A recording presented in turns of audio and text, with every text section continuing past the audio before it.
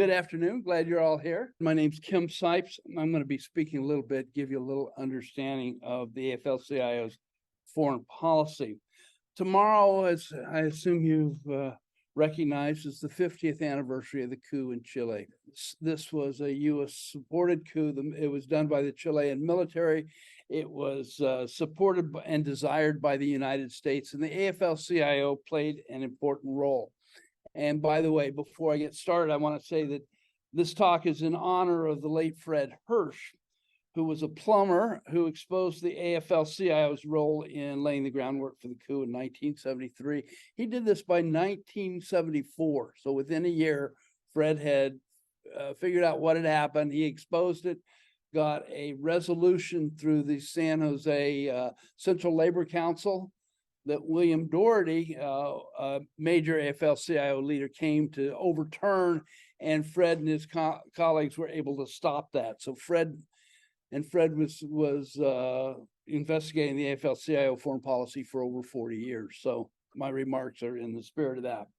So I'm going to give you some background and some understanding of the AFL foreign policy, a policy that's been called labor imperialism. Some of you might have heard about this foreign policy before, and some of you haven't, so I want to give an overview. So this hopefully will make sense. We're going to have Professor Ruth Needleman follow me, and we'll have some more details specifically on Chile. I'm going to sort of give an overview, give you background. I do want to take a moment, tell you a little bit about myself, so when we leave, you don't think I was just another pretty face. I spent 4 years in the Marine Corps from 1969 to 73, and where I learned about what the U.S. was doing around the world. Since that, I've been started learning about the war in Vietnam and ultimately U.S. foreign policy, as well as the AFL's foreign policy, starting from that time. But also, one of the things is after I got out of the service and I finished a couple of years of college, then I went and got in the printing trade. So I've been a trade unionist. I've been in 4 different unions. And then at the age of 51, I went back to school and got my PhD and have been teaching for the last 18 years at Purdue University Northwest, from which I recently retired. If you're not a fan of the Boilermakers, we're in Indiana, so I'm far from home here. But I want to, in 2010, I brought out a book. It's got a real fancy title. It's called AFL-CIO's Secret War Against Developing Countries, Solidarity or Sabotage. And by the way, I've got some paperback copies for sale at author's price, so I'm not making any money if anybody's interested, because there's a lot of complexity to this that most people don't understand. So what I'm going to try to do is make it understandable for today. So I've been studying the AFL-CIO's foreign policy since 1983. When I learned about it. Now, not all the time studying it, but in and out. But since then, so trying to understand this and develop it. Now, what I'm going to tell you today is based on evidence. I'm not speculating, so I can back up everything that I say. Now, this sounds strange if you're not familiar with the concept. Why would the AFL-CIO be operating around the world, doing things against workers, of overthrowing democratically elected governments, backing right-wing trade unions against left-wing trade unions, things like this? I mean, I thought unions were designed to help people, and they are in general. And it's the AFL-CIO's support for this stuff that makes it so terrible. And I want to make a very important point before we go further.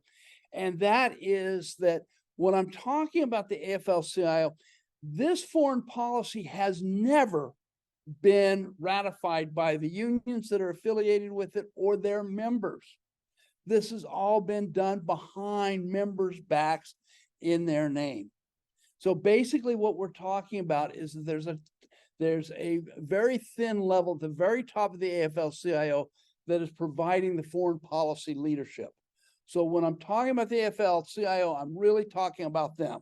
And they have never, in over 100 years of foreign policy, they have never given an honest and verifiable report by independent observers. Okay, so this is not to condemn unions or even most of the unions of the AFL-CIO. I've been in 4 unions. I've been a worker. I'm in a union today. I'm in the National Writers Union. I'm very pro-union, but I'm very much against what this leadership at the AFL-CIO is doing.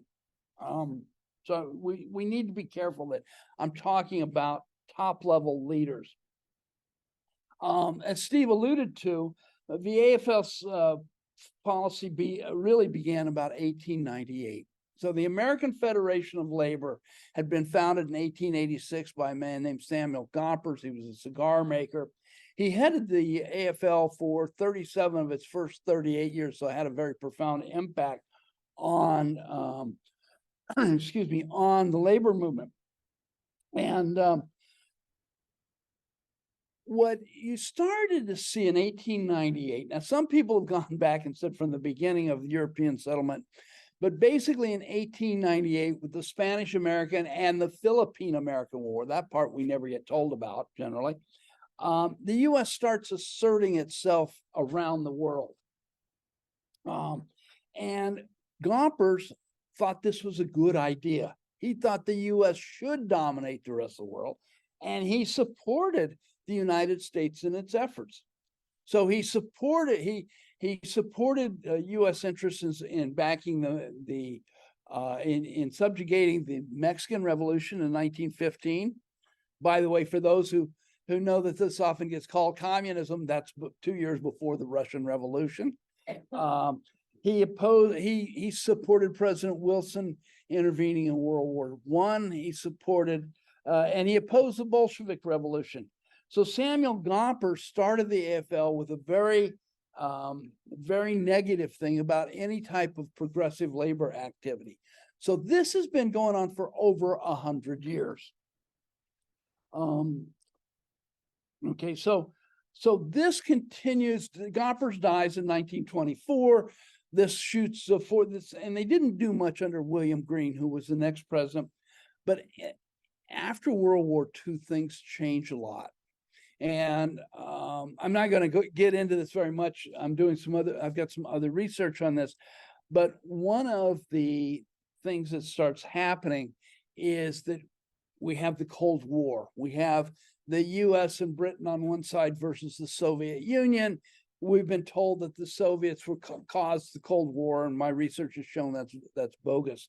The Soviets actually wanted to cooperate with the US for the first couple of years. But along this time came this whole anti-communist threat, and so the AFL gets involved in this.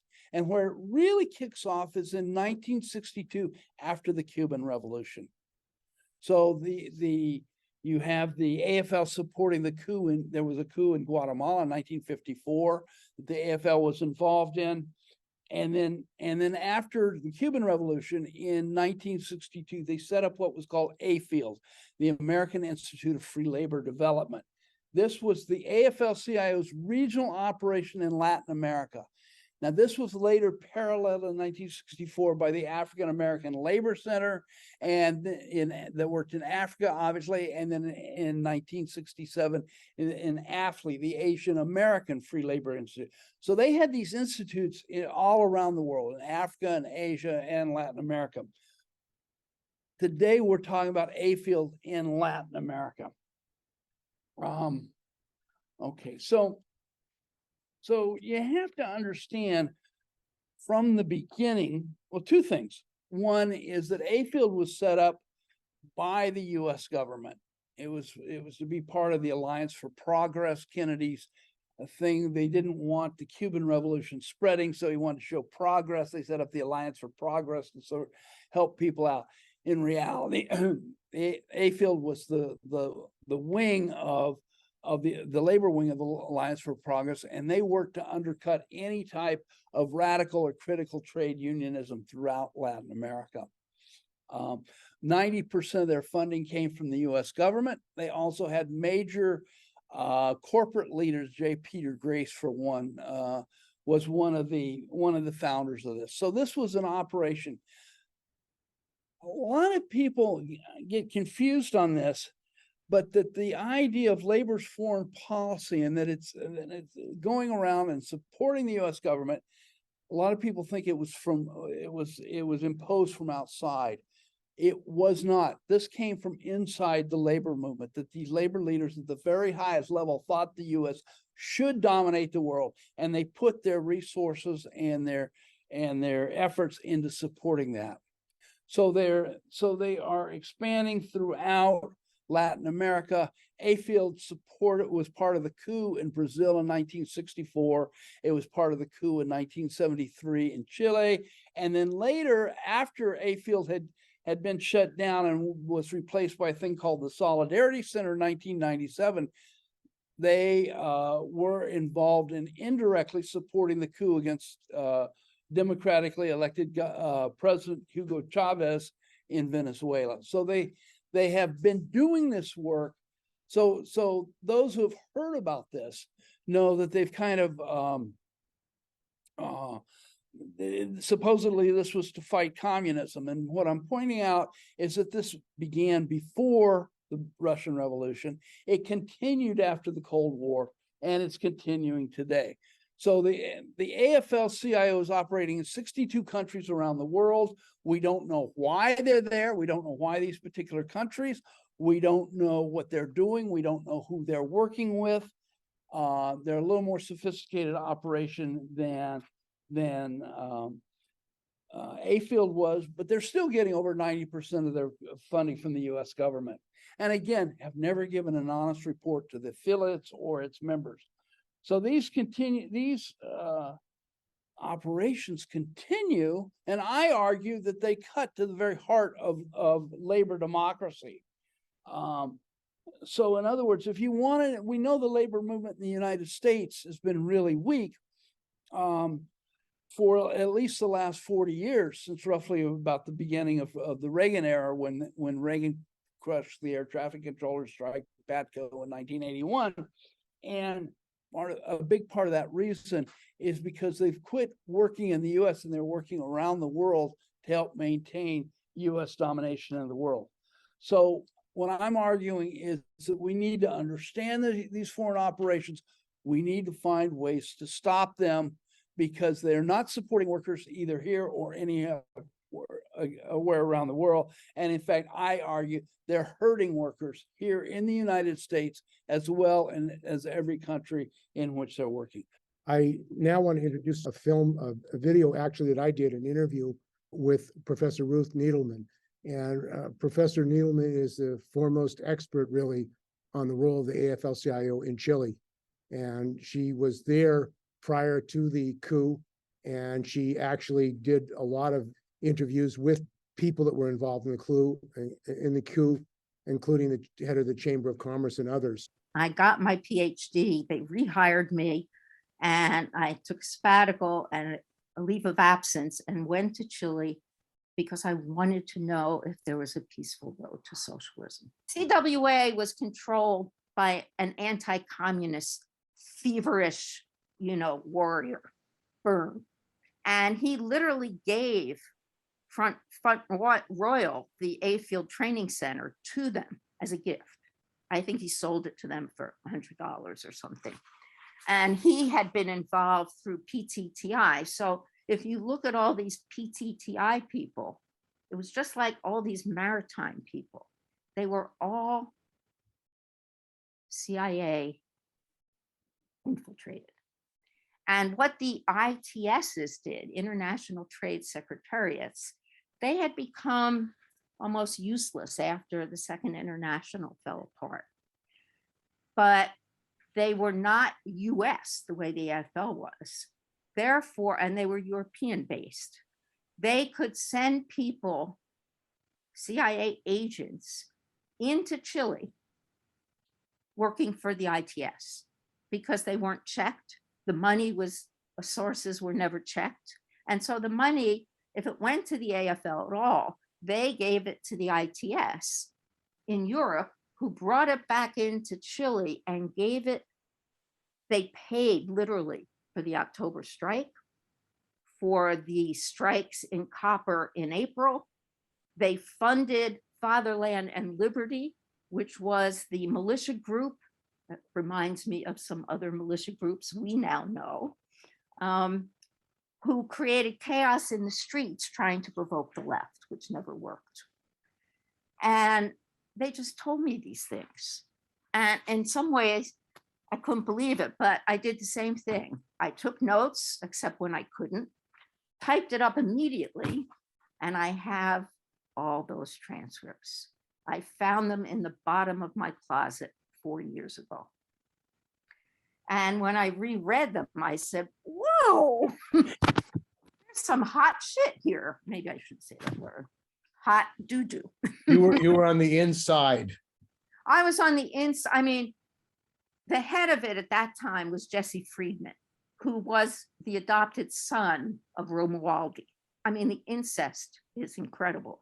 Jesse Friedman was a total pig, but he allowed me into Front Royal. He allowed me to look at all the books. I have the name of every Chilean who studied in the United States ever, up to 1973.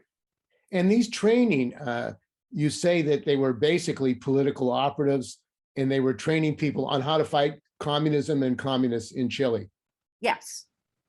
And to do that, especially in Chile, which had historically one of the largest, strongest working classes in the hemisphere, they had to totally destroy the labor movement in Chile. And they tried it starting in 46. And I won't go into that detail because I do have every campaign they ran to take over the leadership of the main labor organization, which eventually was called the Coup, the CUT. And they tried to take it over. When they couldn't take it over, they formed another confederation that was totally US supporters that failed utterly. So they went back into the coup. They paid for the membership for all the right-wing unions they had created. And two people, one from AIFLD and one from an ITS, told me literally, we created unions we could work with. In other words, we weren't interested in reform. We were interested in destroying the people's organizations and putting in a front that was controlled by the AFL-CIO. And the AFL-CIO from the day, well, years before Allende was even elected, was involved in fighting communists.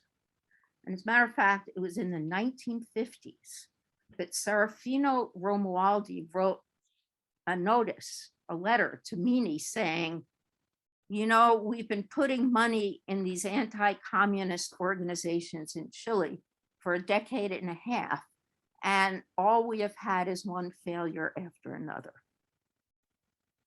So it wasn't just AIFLD. AIFLD was the front. It was very effective. It relied on the ITSs, and most of the people that were funneled into Chile were agents. Now, I'll just tell you about one other person I interviewed that probably was the most important. His name was Walter Polizzi. He was a practicing Reform Catholic, and he worked for the Catholic trade union movement before hired into AIFLD around 1966 to run their Food for Peace program. When I interviewed him, and I got his name from somebody in Nakla, he arranged to come to my house. That's the only place he would interview. Come to my house at 1 o'clock. The doorbell rang at 11, and there he was, catching me off guard. He would not take off his coat. He would not accept a glass of water. He sat apart from me, clutching everything to tell me his story. And he said, from the day one that I got to AFL, it was so suspicious. Number one suspicion, so many heads of programs were military intelligence officers. He said some of them disappeared while he was there, and they would bring in new ones depending on what had to be done. But he said there were so many operatives, and he gave examples of some of the people who came out of the CIA were working without any trade union experience, and as the Senate continually said, no knowledge of trade unionism either, who were collecting intelligence, finding, they would call it identifying talent. And they described it in detail. They would call meeting after meeting with the help of the corporation, whether it was Kennecott, Anaconda, ITT was the primary one at the beginning. And they would identify talent. Then they would invite them to an exclusive club meeting where they would drink them to death and find out really what they thought. Then they would hold closed door meetings with them. It was so clearly planned and strategized. And Polizzi eventually got fired, wasn't allowed, as soon as he expressed some suspicions to a fellow worker, he was cut off from everything. He wasn't allowed to go to the field, even though he was in charge of field operations. And he would get letters, he told me. He said, but there's worse. He said almost every head of department was an Air Force or naval captain or CIA. And the worst, he said, was housing. And this is such a great story, because the whole housing department was just a bribery intelligence program. They promised so many housing projects and delivered almost none. In 67, 68, the Congress investigated the housing project and found that they promised 4 times more projects than they ever delivered. The ones they actually built were shoddy and dangerous. That they didn't have sanitation at all. And in order to get a place in the housing project, you had to fill out a 6-page questionnaire, which I was given a copy of. They wanted to know your mother's political affiliations. They wanted to know if you could take orders. I mean, this questionnaire is unbelievable. And so Polizzi said they'd fill out this questionnaire and then they would know who had talent. And they would recruit them and bring them up to Front Royal, where many went back on what was called an internship project, where they were paid to provide intelligence reports. So they were political operatives and agents for the United States. That's right. And Meany always said, as did his board of directors, I mean, Meany said, of course we work with corporations that don't work with unions here, because we're out to protect the best interests of the country. And they had the top corporations on their board, J. Peter Grace. I mean, they had dogs on their boards, and companies that wouldn't recognize a union in the United States, let alone Latin America. And they all praise them. J. Peter Grace praises them for driving the communists out. There's so much to say about why what happened in Chile is something that we should know about, and that it directly has affected us, often in bad ways. Sometimes the good is not so good. But let me start by saying that what happened in Chile couldn't have happened if the United States was not directly, overwhelmingly involved. And that along with that, the AFL-CIO was instrumental in destroying Chile's unions and replacing them with professional organizations that supported US corporations and who wanted to bring down Allende and were tied in with the counter-revolutionaries.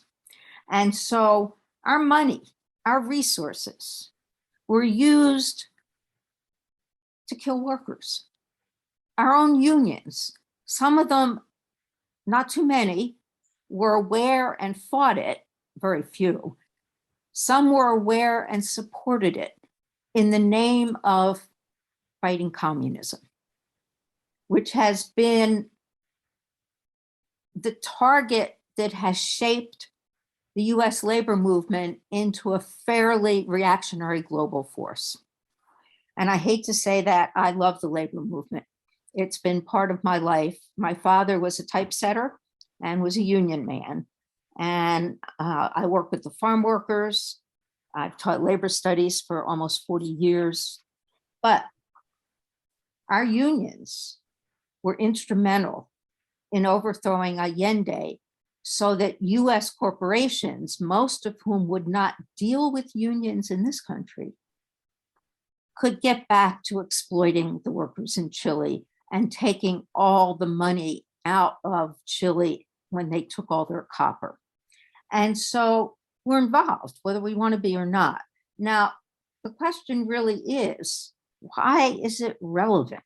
You know, okay, so our government and even our unions did terrible things, but this is 2022.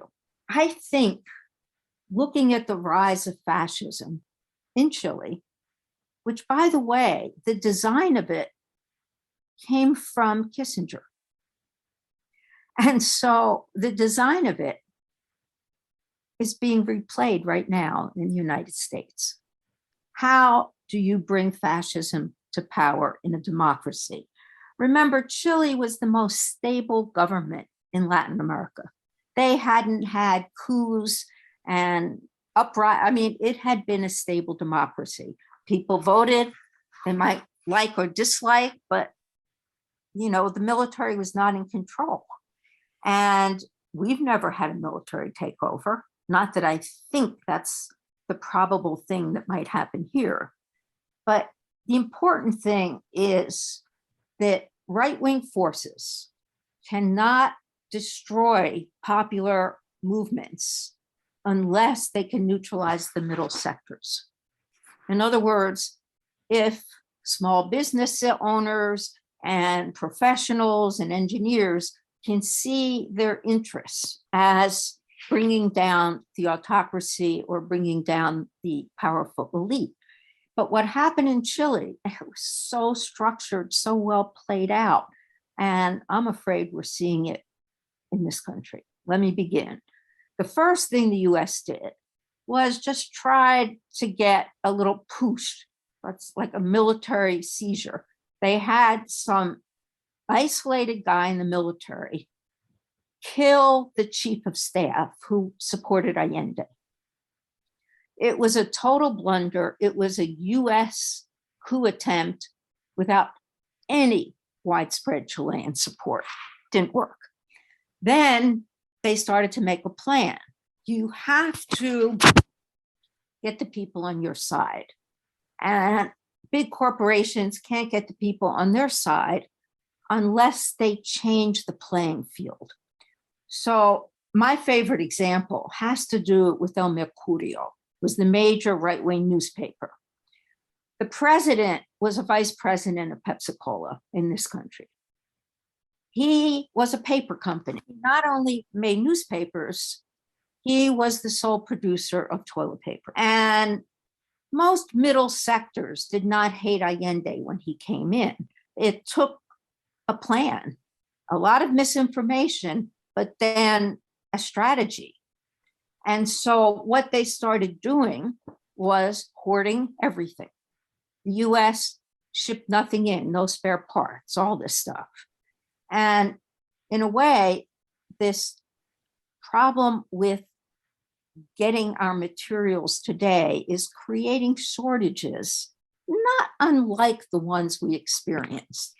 I mean, they're not as strategic yet, but that baby formula thing was pretty bad. And But in Chile, what happened is the rich people had the black market. They produced the materials, and so they had everything they needed. The poor people had a popular basket. They got their cooking oil, they got their matches, they got their, their basics. The middle sectors suffered. I was a middle sector because I was an outsider. And you would see a line and you would rush into that line, hoping that maybe it was cooking oil.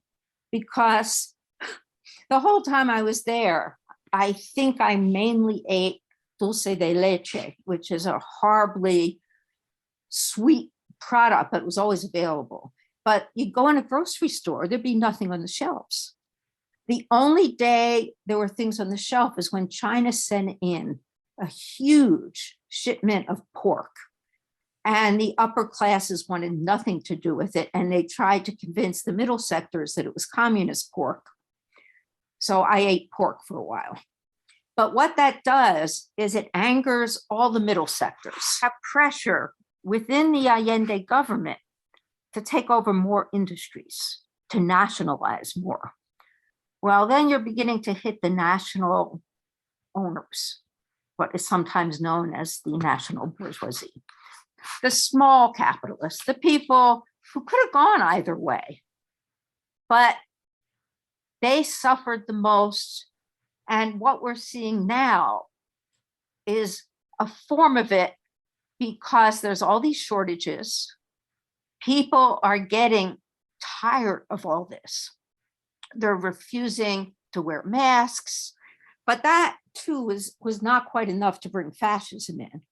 You need the Proud Boys.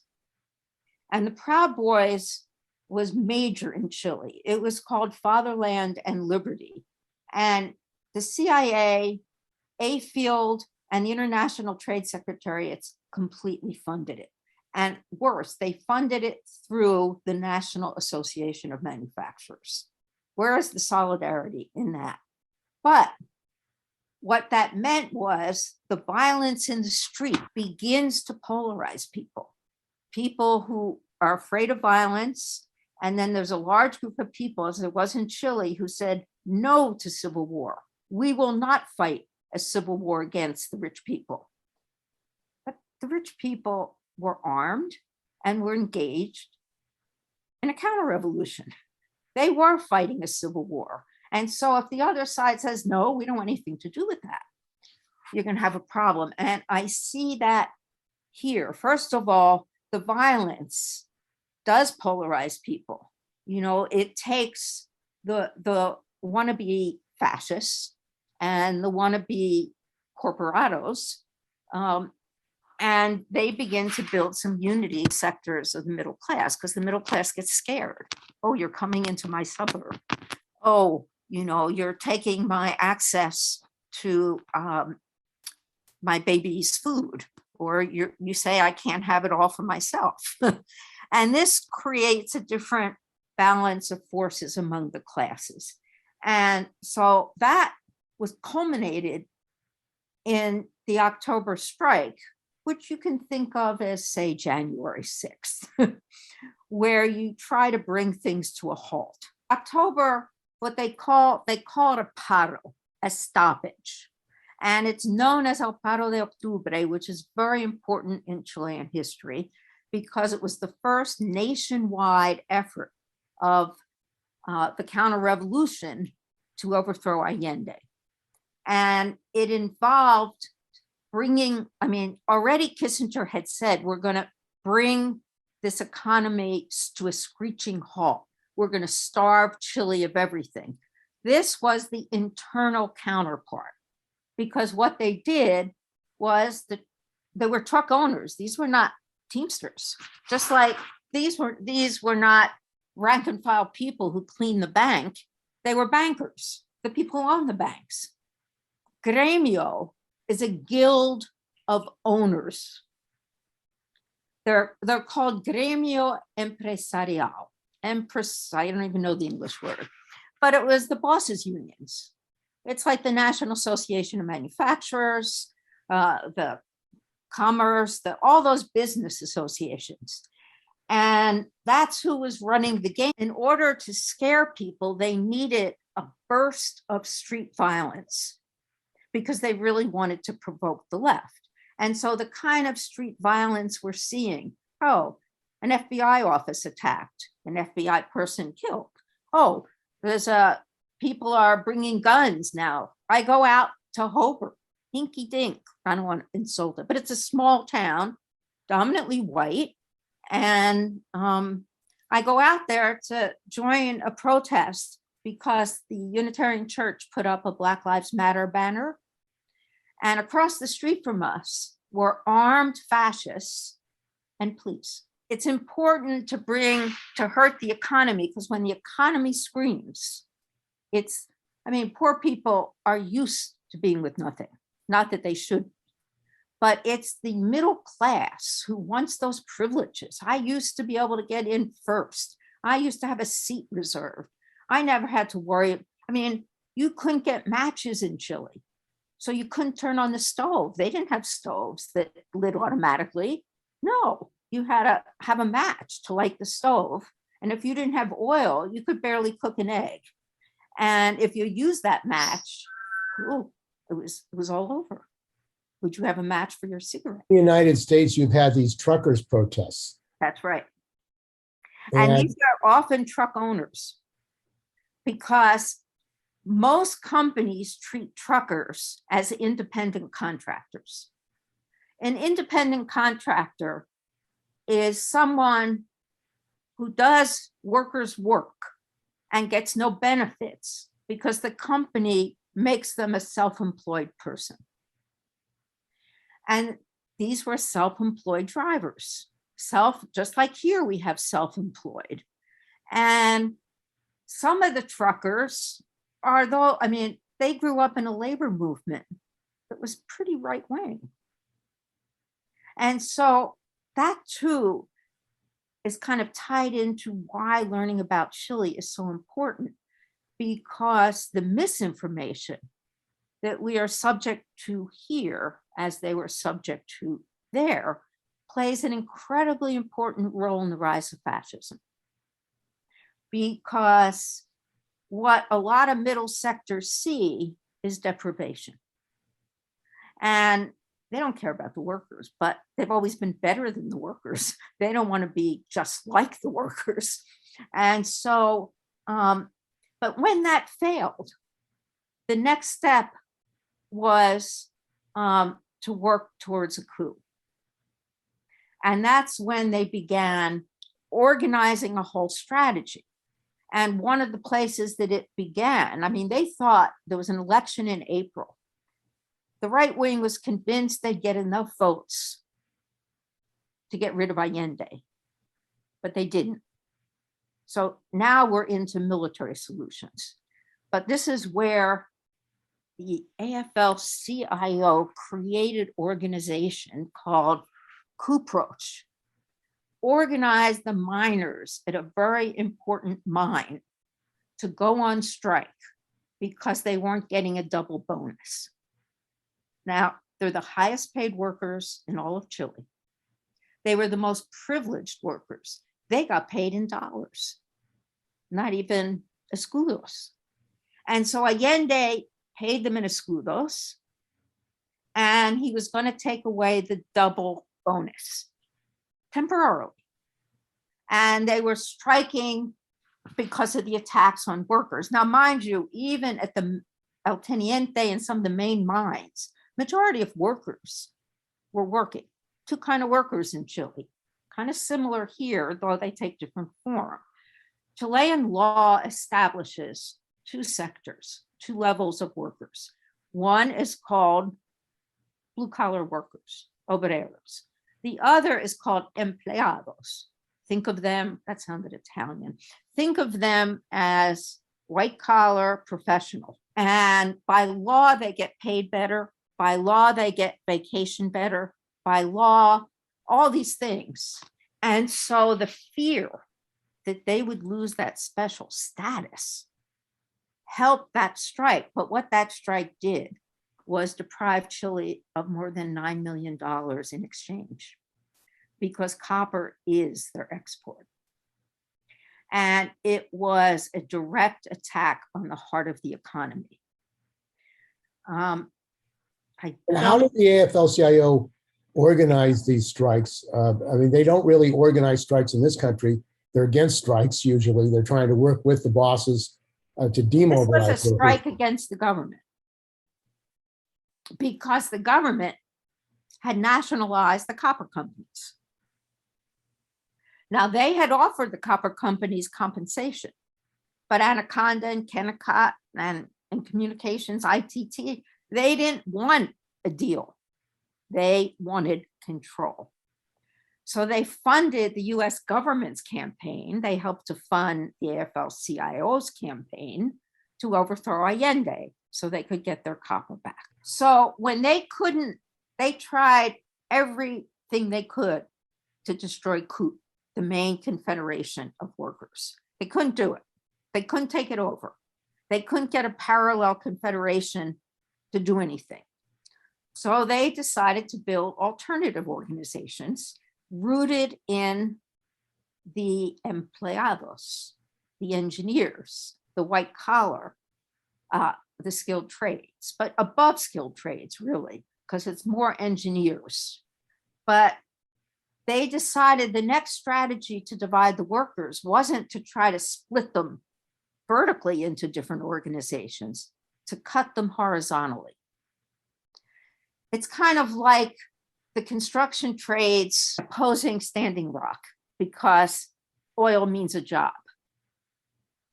And so you could get the construction trades to oppose indigenous movements over a job for a skilled worker. That's the kind of divisions they were doing in Chile, and it's really the preferred divisions here. Although there's so many weaknesses where in this country, but they had them too. Really, the whole movement that made fascism possible and is making it possible here is similar. Economy in chaos, people afraid for their jobs, people with inflation not being able to buy all the food they can or the milk they need. And it's very similar. And what that does is it moves people to vote more conservative.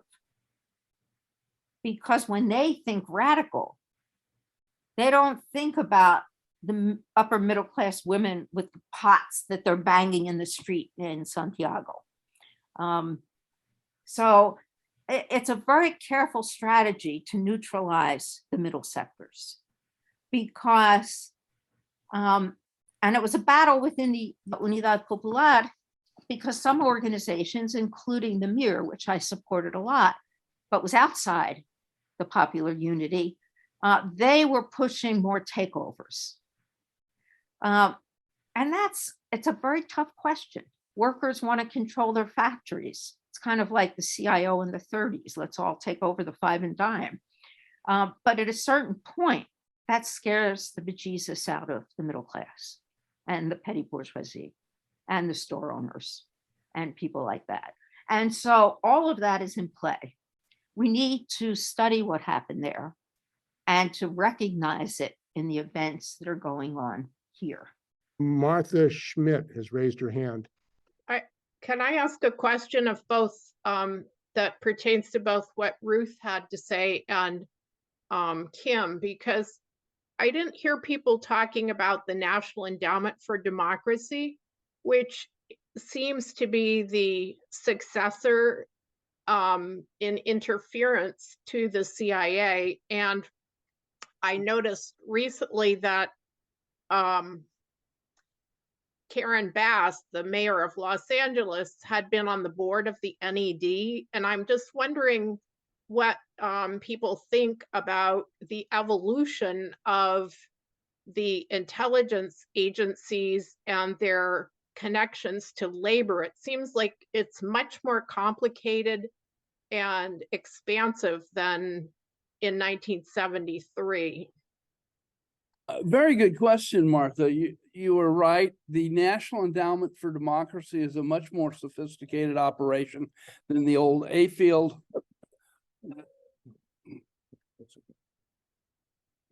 Okay, was what happened was that particularly with the church hearings in 1976, the CIA became under a lot of pressure, things such as this, and they were somewhat immobilized by those hearings and revelations that came out.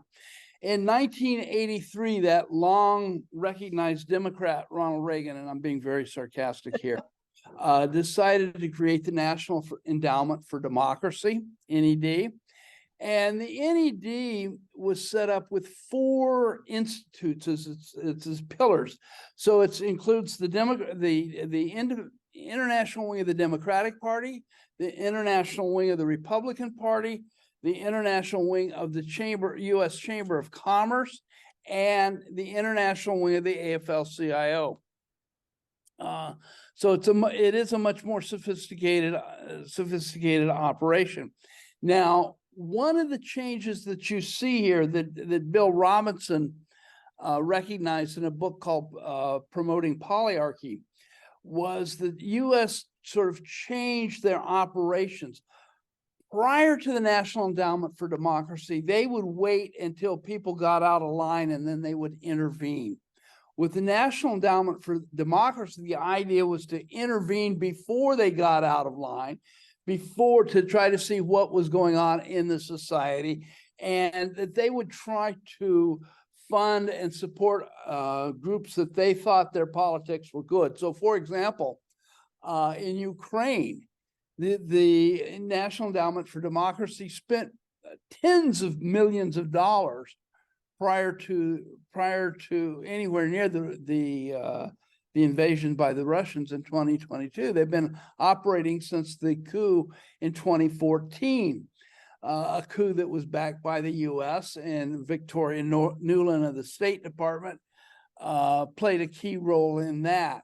So the U.S. has been pushing that along, but what they're operating under, the thing to capture in this, is that they're going and funding groups in civil society. This is in in any targeted country to get allies and things long before the people start uprising. So it is a much more sophisticated operation. And in fact, sometimes there have been places where they've played a positive role. They've not. AFLD was all negative. Everything they touched just was crap. NED in some places will play a more positive role, and they've supported some labor struggles and things like that. But the whole idea of the National Endowment for Democracy is very interesting.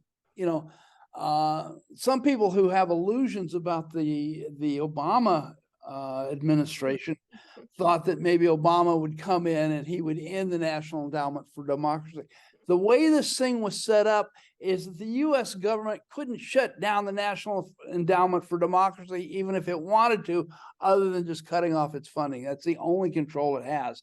And that means, you know, that getting Congress to pass something like that. So the idea here is I think the way to think about this, the way I think about it personally, though some of my colleagues here may not agree, is I think the way we have to understand it is the U.S. is the heartland of an actual U.S. empire. Yeah. And that we've got to understand that they want to maintain and expand the empire. From that perspective, this stuff becomes much more clear in my mind. So that the U.S. is trying to maintain control. They're trying to do it through the NED, and the NED will work with the CIA. There's no question about that. They're all working to maintain the empire. Does this give you some idea, some answer to your question, Martha? Yes, I actually have been looking at this in relation to Venezuela. Susan Scott also asked a question about that because we've been trying to get activism on some of these issues within the National Lawyers Guild in our international committee. But the question is really, you know, what can we do? Because people don't really see the NED in the same way as the CIA, for one thing. And so I think that the ability to oppose US interference, has been hampered a lot anyway. So yeah, I'm really interested in how we use this information we have about interference in Chile for the present period, because I think we have to learn the lessons somehow, and the lessons, our society's evolved. So Hopefully it has. No, I think the thing is here is that particularly in case of the AFL-CIO, most workers don't know about this history. I think people outside the labor movement don't know this history. This has all been presented, and it's, think about the media today. I think the media has played a much bigger role in the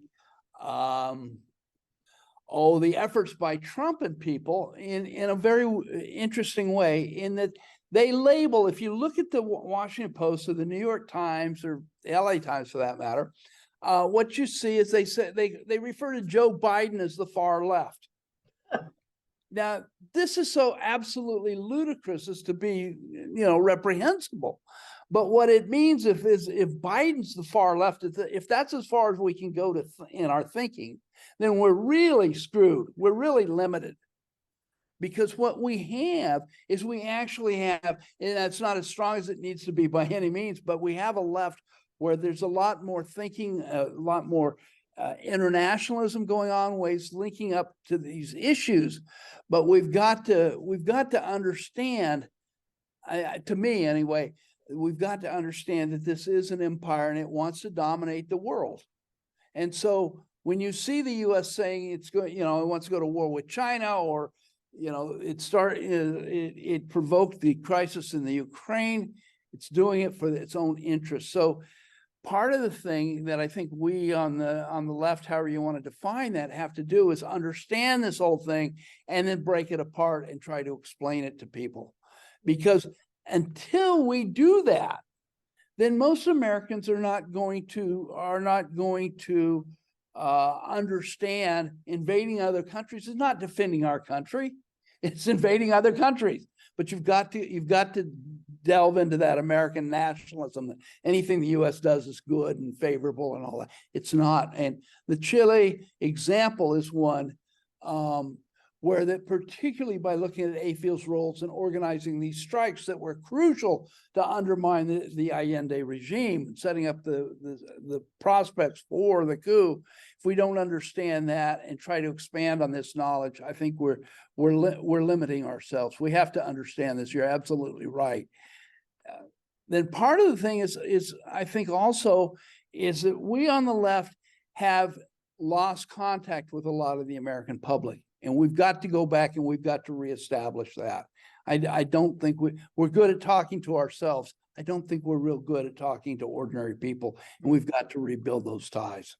I'm one of the founders of Covert Action magazine. We've written a lot about Chile, and we've written a lot about, in particular, the role of the NED. But let me just point out two things, because Ruth Needleman, in the extraordinary message she delivered to us today, and we hope to have the full text and the full audio of the interview that you did with her, because I really think she has opened up a whole lot of new ground about the coup in Chile and the mechanics of it. I will just mention two things that she mentioned. She mentioned the newspaper El Mercurio. Mm-hmm. We used to be in touch with a former staffer. He's still living. His name is Fred Landis. He was a former staffer of the Senate Intelligence, the Church Committee. And he described in articles in Covert Action magazine how throughout the government of Salvador Allende, which was always under challenge from within and from without, there was only, I think he said 3 times, where Salvador Allende's photograph was allowed to be in El Mercurio. That's how they created a complete void about this man from his people. and it created and the one thing that one of the 3 times they had his picture was a manufactured photo of him would turned his face into a devil image. And we reported that in Covert Action magazine. We had the photograph. Second thing is that that El Mercurio, that the CIA actually had a whole floor within El Mercurio's offices, one entire floor.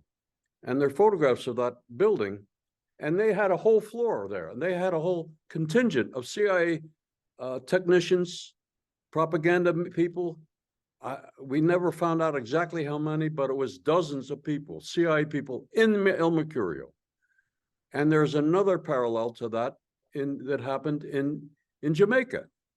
There was another newspaper in Jamaica called the Daily Gleaner, which is still in existence today. The Daily Gleaner also had, we don't know how many, but it had a number of CIA people on staff and in the building of Daily Gleaner. And in the case of Michael Manley, his picture also rarely appeared in the Daily Gleaner. So it's a methodology. And I would simply point out in closing that the CIA does the same thing over and over and over again. Their techniques, they change it to fit the current situation on the ground in different countries. And I would love it if it's possible, if Ruth Needleman could list the 62 countries which she mentioned, because it's not only the countries that were mentioned today, it was another several dozen of them. Thank you. Ernesto Rojas is here from Chile, and maybe he could address some of these issues that we've been talking about. So welcome, Ernesto Rojas. He's with the Committee of Human Rights and Democracy and Human Rights. Ernesto, can you speak? Let me see here. He's outside, actually. Steve, can I just ask a question? Yeah. Okay, yeah. Ever since I became aware of the coup, and I was 13 when it happened, but when I became sort of politically conscious, I'd always heard the number 30,000. This was being bandied about in the 80s, the 1980s, that 30,000 victims of the Chilean coup, when we were hearing, 100,000 in El Salvador, and the Sandinista war against the Somoza, it cost 20 or 30,000. But it was after Pinochet was arrested or detained in Britain that I started hearing this number 3,000 victims of the Chilean coup, which struck me as oddly, well, they just lopped a zero off. So my question is, and also I'll bring attention to people in Consortium News yesterday, they published an article from Declassified UK that a reporter has found evidence of cooperation between British MI6, the British, as well as the head of the Navy, with the Chilean Armed Forces regime, that the head of the Chief of Naval Operations, his equivalent in Britain, visited Chile in November of '73, right after the coup. There was, and what the article takes pains to point out is that the British basically lent their assistance to the Chilean government with keeping in mind their experience in Malaysia, in the war in Malaya between approximately right after World War II to the late 50s, was a war against communist insurgency that the British obviously sustained for many years. So I'm wondering if however this 3,000 number came about, if it's a gross underestimation, because we should realize that the war against the Chilean people lasted for years, that there was something called Operation Condor, which I'm sure Ernesto can speak about, which put down Chilean activists across Latin America. And they killed an ambassador here in Washington, and I'm sure that wasn't the only Chilean murdered by the DINA or the CIA. So I'm just wondering, how long this campaign against the left was sustained by the government in cahoots with obviously MI6, the CIA, et cetera, and what the real numbers are, and if we can actually go to anywhere where there'd be an honest accounting of that. Thank you. Okay, thank you. So, Yeah. Ernesto, welcome. Thank you. Yeah, there are many examples. 1964, the Christian Democrat Party, support by American money agents, etc., started the so-called Revolución en Libertad, Revolution in Freedom. They were very scared because twice Allende's campaign, the socialist and communist and social democrat groups plus independents were near to win the elections, the presidential elections.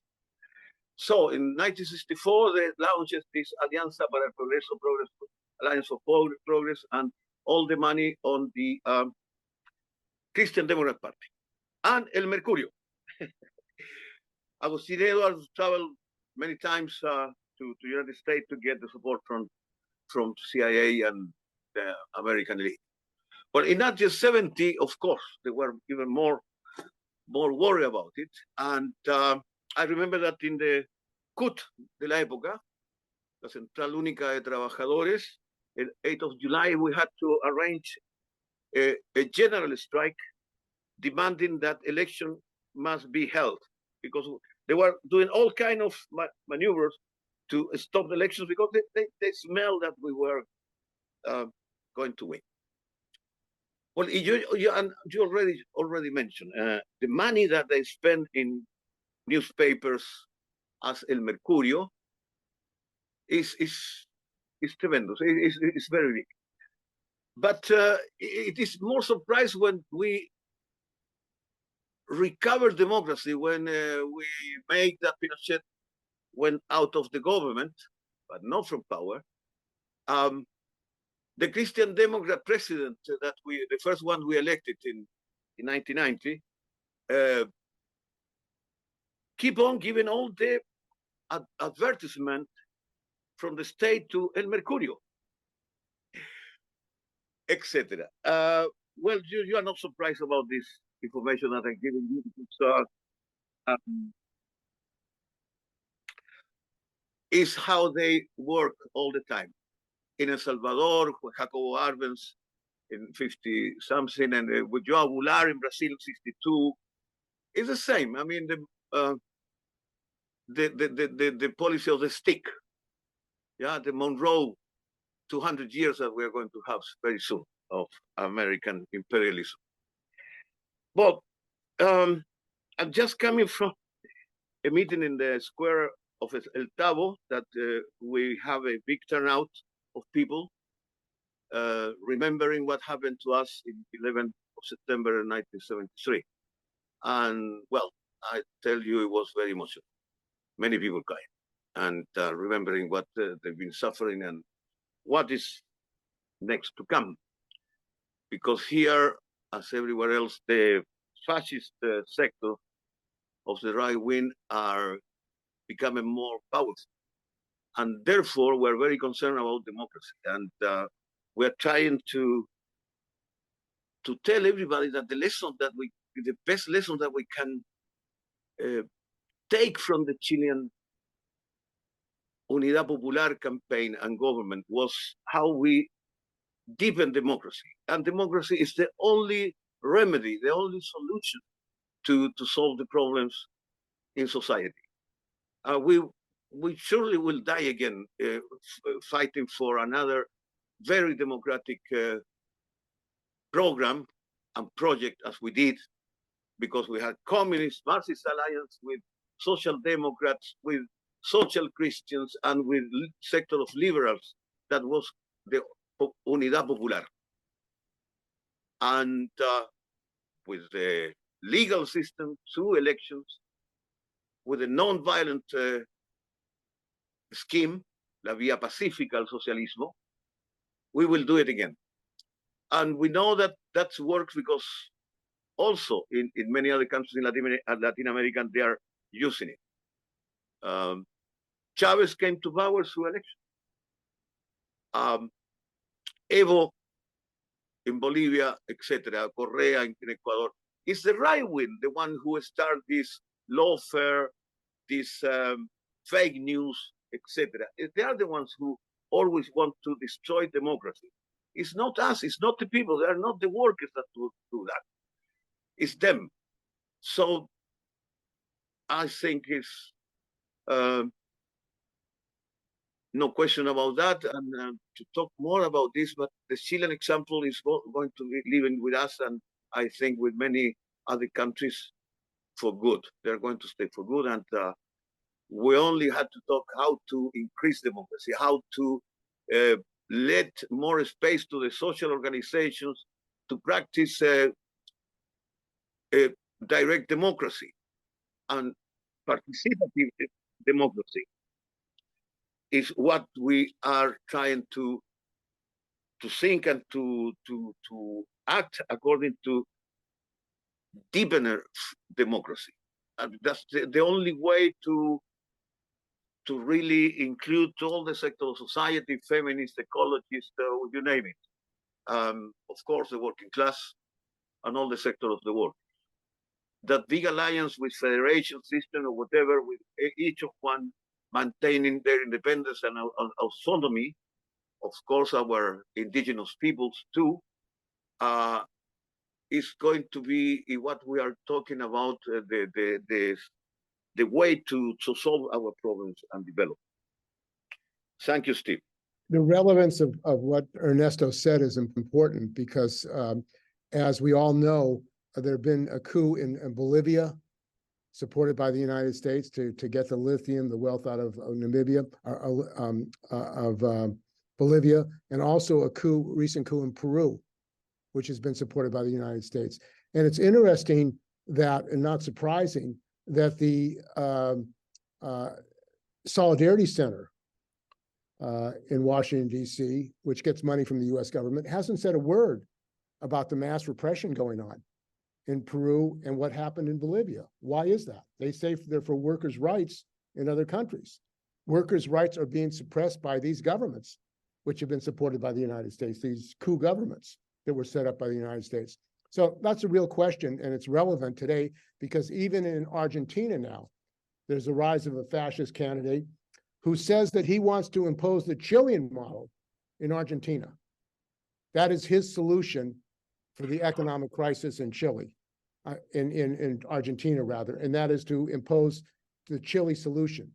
And the fact of the matter is the reports I've heard from our brothers and sisters in Chile is that there is very little knowledge, if any, about the role of the AFL-CIO in Chile. And the government there and the media do not want a real understanding of what happened 50 years ago in Chile. So this question is very important for the working class in not just the United States, but in Latin America and around the world. So if we have some other questions, we have a video which is useful. It's a video of the workers' councils in Chile and what workers were demanding at that time. So we could go to that video at this point. In this meeting, we'll talk about the emergence of industrial workers' councils in the period from June 1972 to March 1973, with special emphasis on the workers and popular response to the boss's management lockouts of October 1972. What were the workers' councils? They were territorial coordination bodies between workers from a certain geographical area of several dozen factories and companies. Each council was comprised of a group of companies or factories that coordinated the struggle of workers in the same area. At the time of the 1973 coup, 31 councils were established, 8 of them in Santiago, the main ones being the Cerrillos Maipú Council and the Vicuña Maquena Council. The industrial councils were the seed of and acted as organs of workers' power and of alliance with the popular sectors of the countryside and the city. They spread throughout Chilean territory during the October 1972 bosses strike or management lockouts. The first industrial council does not emerge in October, but rather at the end of June 1972. It appears in the sector of Cerrillos Maipu. The largest number of modern industries in the country was concentrated in that area, about 250 companies that employed about 46,000 men and women. It was an area that had strong proportion of peasants and the presence of the movement of poor shantytown settlers. In April and June of that year, the popular sectors of that area of the capital mobilized around the problem of transportation. In the heat of the national debate that was developing regarding the scope of the area of social property in the factories of this sector, the conflicts did not take long to unite economic demands with political demands that asked for the transfer to the area of social property. As part of these conflicts, union leaders of Perla Canning Factory, of the Polycron Synthetic Factory, and of the Aluminios El Mono took the initiative to coordinate with the workers of all the industries of their sector, while a series of local conflicts developed that ended with the demand for the transfer to the area of social property. An emblematic conflict is that of the defense workers who went on strike demanding the expropriation of the factory, which was achieved on June 14th. The next day, on the 15th, the judiciary did not recognize the expropriation, which was used by its owners to dismiss the union leaders. This happened while in CIC, 800 workers were also on strike, and the Perla Canning Company came into conflict as a result of the boycott of production and after the product hoarding of its employers and the sale of these products on the black market. On this basis, the workers of the Perla Canning Factory requested that the company be transferred to the area of social property, but under the control of their workers. Since their demands got no response, the workers of the Perla Cannery, together with the workers of Aluminios El Mono, who also demanded to transfer, the offices of the Ministry of Labor are taken over. This fact is remembered for the tensions generated with the Minister of Labor at the time, Miria Baltra, a militant of the Communist Party, and the local Coup, who had not supported the workers' demand. Between the June and September of 1972, the conflicts in the factories of the sector and the many bosses strike management lockouts that took place made the demand to pass the factories to the area of social ownership, but under the control of the workers, ever more urgent.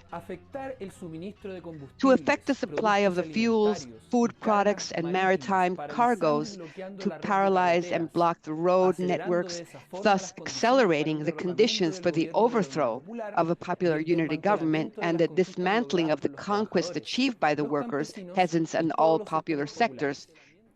The owners of the industry organized in the Federation of Chilean Industry, SOFOFA, on the 12th of October, became part of this reactionary call, instructing the industrialists to paralyze their activities indefinitely. The Christian Democrats, grouped in the Democratic Confederation, together with the National Party and the Radical Democratic Party, declared their support the next day. But the most important way to resist was to deal with the problem of organizing the production and supply.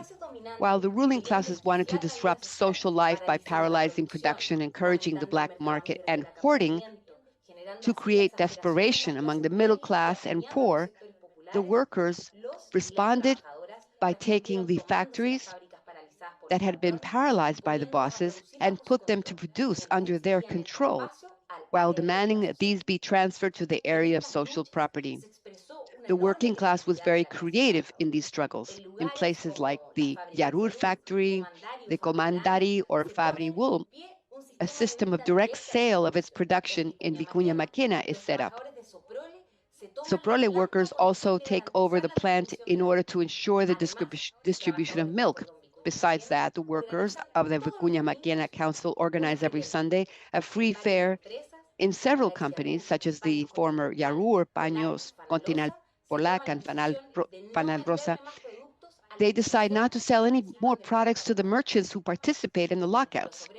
Among the factory workers, two pressing discussions arise about who and how to distribute in the context of the strikes of truck and transportation company owners.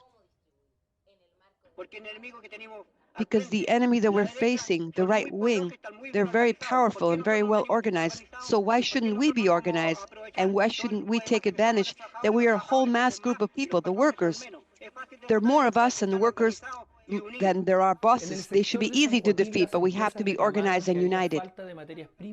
In San Joaquin sector, the companies claimed that there was lack of raw materials, and so we initiated actions to obtain these supplies. All the workers' councils increased in activity during the days of management lockouts. They organized marches after working hours that end in the center of Santiago with contingents from all sectors that were preparing to face the management lockouts and the bosses' strike. The council workers also coordinated with the independent railway and transport unions. Between council and council, a barter system was established that ran throughout the capital. The workers of Luqueri, part of the Cordón Vicuña Maquena, discussed in assembly how to stock up on wheat. They carry out direct supply plans with peasant organizations and port workers' unions. The industry councils, from the beginning, developed their own mechanisms for disseminating information, their independent press. A popular warehouse is formed that delivered popular food baskets to all families, skipping the intermediaries. The new population settlement, Havana, participates after meetings in the Vicuña Maquena Council. That way, the workers of these industrial belts continue the path of the workers of El Cerrillos Maipú and demonstrate their ability to generate alliances with other popular sectors. In the critical October situation, according to the auditor of Cristalerías Chile, the Workers' Council solved problems much faster than any bureaucratic structure because they were right there to get support. In short, they became the real embryos of workers' power, with the ability to organize production and supply in certain places. They are the protagonists in the resistance of the bosses' strike management lockouts of October that prevented the victory of the reactionary forces, guaranteeing work and food. By October 23rd, the fatigue of the employers is already felt. The management lockouts wore out as the councils advanced in control and depth of their organization. While this force develops, Salvador Allende negotiates the end of the strike through agreements with the Christian Democrats. The agreements to end the strike includes the creation of the civic military cabinet. On November 3rd, he created the cabinet and ended the bosses' management lockouts. On November 5th, workers celebrate the end of the trucker strike massively in the streets.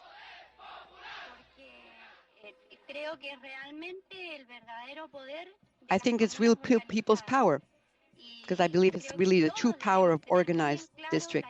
And I think we should all be very clear about the importance of the industrial workers' councils and how we should work to support them in organizing these councils.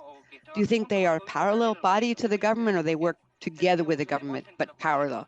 What do you think? Because there has been a lot of fear in the face of industrial workers' council. Yes, we have been able to feel that fear because we've seen that in the public utility services. They're kind of afraid that the community is actually participating. I don't see any danger in having these industrial workers' councils. Of course not, because in everything I always believe, I have confidence in the intelligence of the people. So what is there to fear of an organized body of intelligent people into a people's organization? Salvador Allende convened the civic military cabinet in early November. He names General Carlos Prats into the cabinet of the Ministry of the Interior, Rear Admiral Ismael Huerta in Public Works, and Brigadier General Claudia Sepúlveda in Mining, as well as two representatives of the Coup, the socialist Rolando Calderón in Agriculture, and the communist and president of the Coup, Luis Figueroa, in Labor. The measures taken by this cabinet were the eviction of the newspaper El Sur in Concepcion, which had been taken over by its workers in solidarity with the construction workers, call for the restitution of assets taken after October 10th without the authorization of the government, and the postponement of all nationalizations provided for below. That same November 3rd, a series of workers' council newspapers of factories that had been taken over and intervened pointed out the following: on the anniversary of the people's government, we stand firm with the cause of our revolution. Other companies such as Socometal called for further progress. Textile workers declare that they work for Chile. In those days, in accordance with the Pact of Democratic Guarantee signed 2 years earlier, the government reopened negotiations with the Christian Democrats to promote the Arms Control Law, published on October 21st, 1972. The Pact of Democratic Guarantees established that the public law enforcement is constituted solely and exclusively by the armed forces and the Carabineros Corps, the police, essentially professional, hierarchical, disciplined, obedient, and non-deliberative institutions, and that only by virtue of a law can the endowment of these institutions be defined. The Arms Control Law empowered the military the ultimate control over and rights to look for and take any weapons from all political, social, and economic entities in the country. The Christian Democrat Senator Juan de Dios Carmona considered it the first great triumph obtained by those who want the reign of democracy in Chile.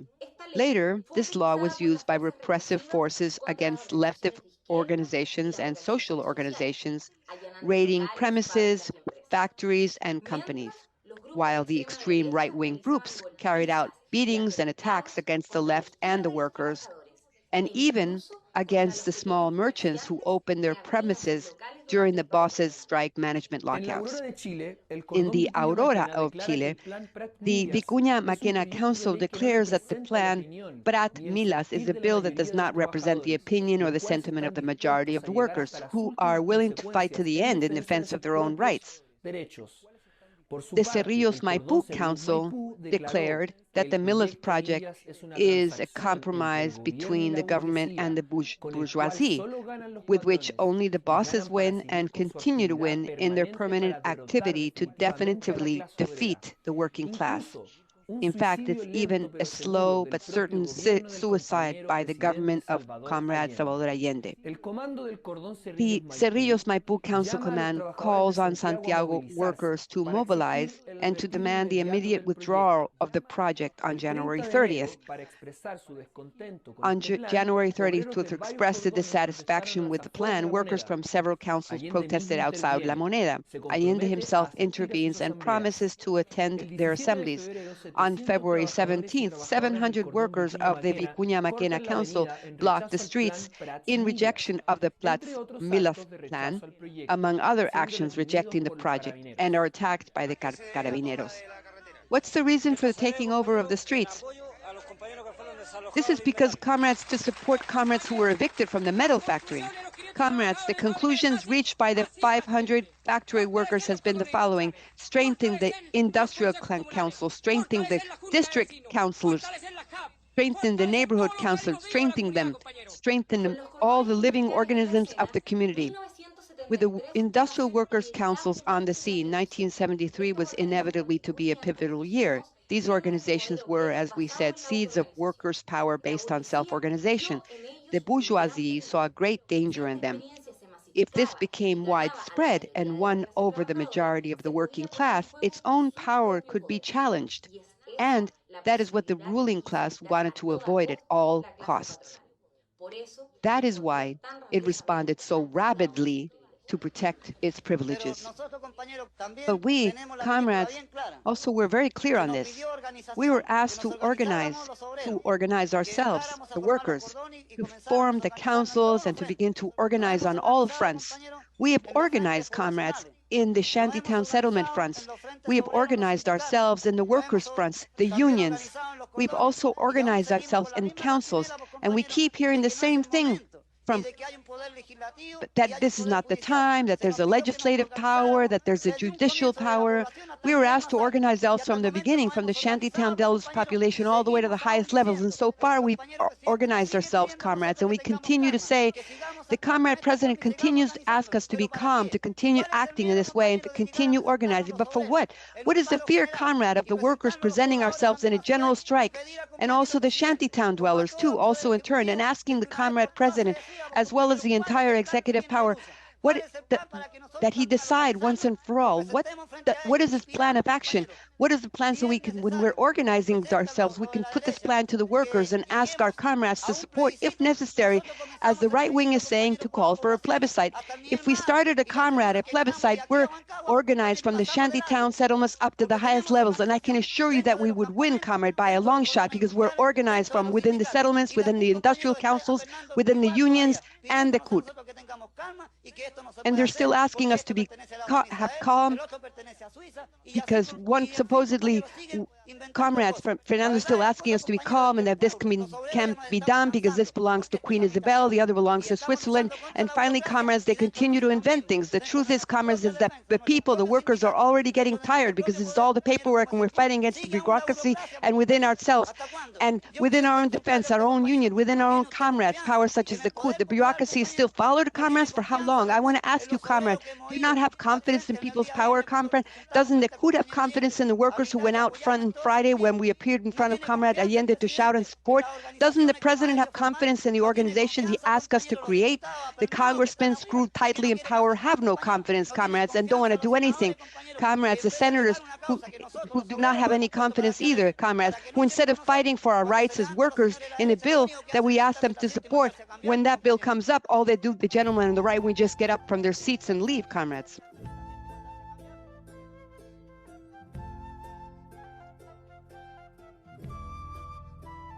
If our land asks of us, we have to be the ones who lift up Chile. So let's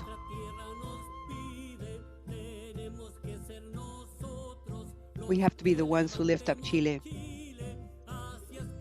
So let's all work towards this. We're going to take charge of our affairs once and for all, so that men and women understand, together understand, because this time it's not about changing a president. It will be the people who build a very different Chile, because this time it's not about changing a president.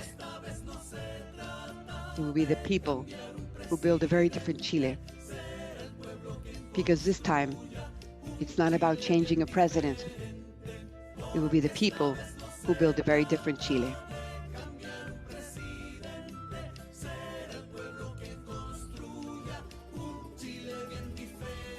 Any similarities with social movements defeated in part who defend their autonomy and independence from the political classes in power is not a mere coincidence in our most recent history. During the uprising of October 18, 2019, in Chile, once again, the same kind of conditions occurred where millions of people mobilized to demand a change against the neoliberal system. They mobilized without allowing any kind of political party to take ownership of their struggle. There were ecologists, feminists, classist workers, First Nation people, students, animal rights organizations. They were finally excluded and defeated from the political stage of this state. They cannot participate in any kind of public election, so they don't subscribe to any political party. This is how the most reactionary Congress was elected. That was Lisa Milos, who actually is in Chile right now covering the events, and we wanted to have an opportunity for them, Ernesto and Lisa, to make any comments. I know they've been out in the streets. There was a commemoration today of the people that were killed, which was very emotional for people. I mean, they're still suffering. They're still trying to find their children and the people that have been killed. They've disappeared. The mothers, the families are still in the struggle. And I think that's what we're today meeting around. That's one of the things that we're meeting around, justice for the people of Chile, the people who have been killed and disappeared in the working class. So Ernesto, if you're still on, or Lisa, if you were able to get on. Ernesto, do you want to make any comments on that film? Yes, talking about democracy, and democracy, workers' democracy, people's democracy.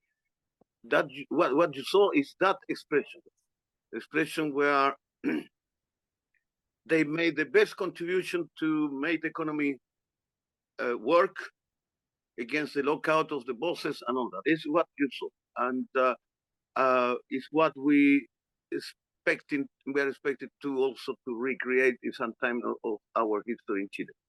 Today we have many events. I just coming back from one of them, and it was very much because we can decorate with survivals of this big persecution with the 11th of September.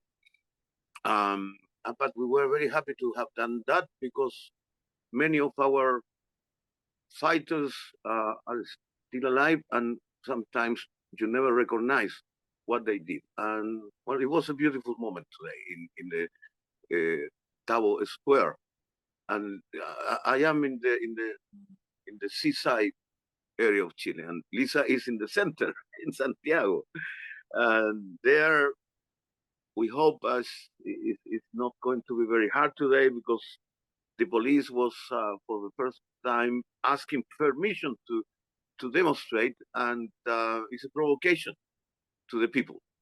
We hope there are not many wounded or people dead like another 1st of May that we had a couple of years ago.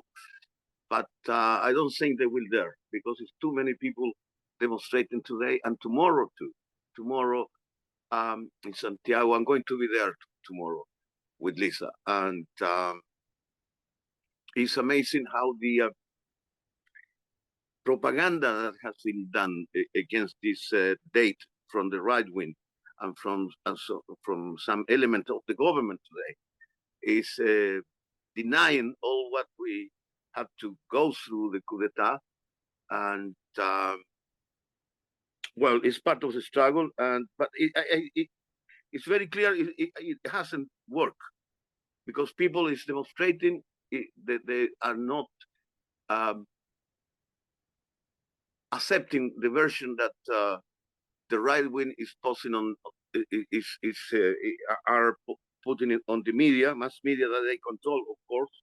El Mercurio is still there, receiving money from the government.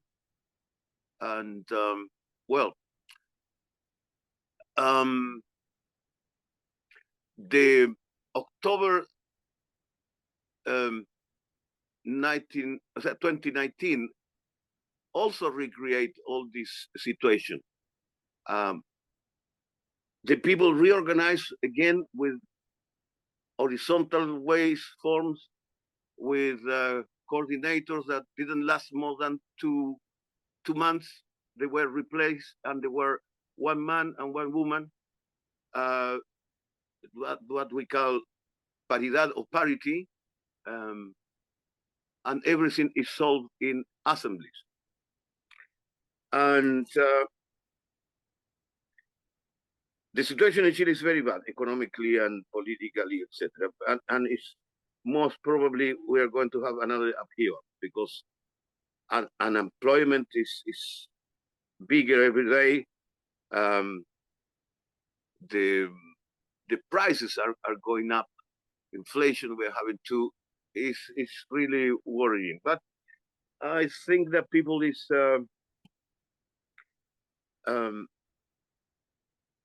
reorganizing themselves, and we are trying to see a political way out of it. But I think that's for the moment. And if you have questions, maybe it's better for us to make comments on questions that you may pose to us. Thank you, Stevie. Hi, Ernesto. How are you? Hi, Carol. See you. I have a couple of questions. I'm wondering what things are looking like in the streets today. What kind of signs people are holding up? Are they calling for open the books? Are they calling for socialism? What is it looking like? What are people doing in the streets today? And I'm wondering, you know, I was in Chile in 1971, and obviously before the coup, and I spoke to a lot of different people. I was at a lot of different demonstrations, and there were a number of the quote intellectuals who I was surprised that essentially, you know, they thought that they were going to be able to go through this revolution through peaceful means because there's a history of non-intervention on the part of the military, which obviously I thought was pretty delusional even at the time. But I'm just wondering, what are people saying about what the problems were? Not just that, I mean, that was an inspirational film that we just saw with the workers in the streets and calling for a different kind of Chile. but I'm just wondering what people are saying about, did they do something wrong? Should they call on a different type of social movement? Yeah, should they do something that's specifically socialist? So if you can maybe fill in some of those gaps, I appreciate it. What I feel in the mood of the people today is that, okay, their memories about those years, they're not bad at all, because in health, in education, in wages, we had real wages. And if the inflation went up 5%, the wages in Chile were automatically increased. But of course, we have the imperialist boycott that create problems in Chile, but for sure. And it was not only the United States of America, it was the British, it were most of the Europeans too. We had no spare parts for replacing the industry, but the workers started to create it themselves and replace those parts. And that's why we could last more than 1,000 days. And the question of the military, we were, yes, kind of reluctant when we saw militaries in the cabinet. But these militaries were learning from the 30s, where we had a couple of militaries taking power and dictatorships that were very nasty. And people on the street those years, the 30s mainly, spit on them, attack them. The civilians react very badly against the military.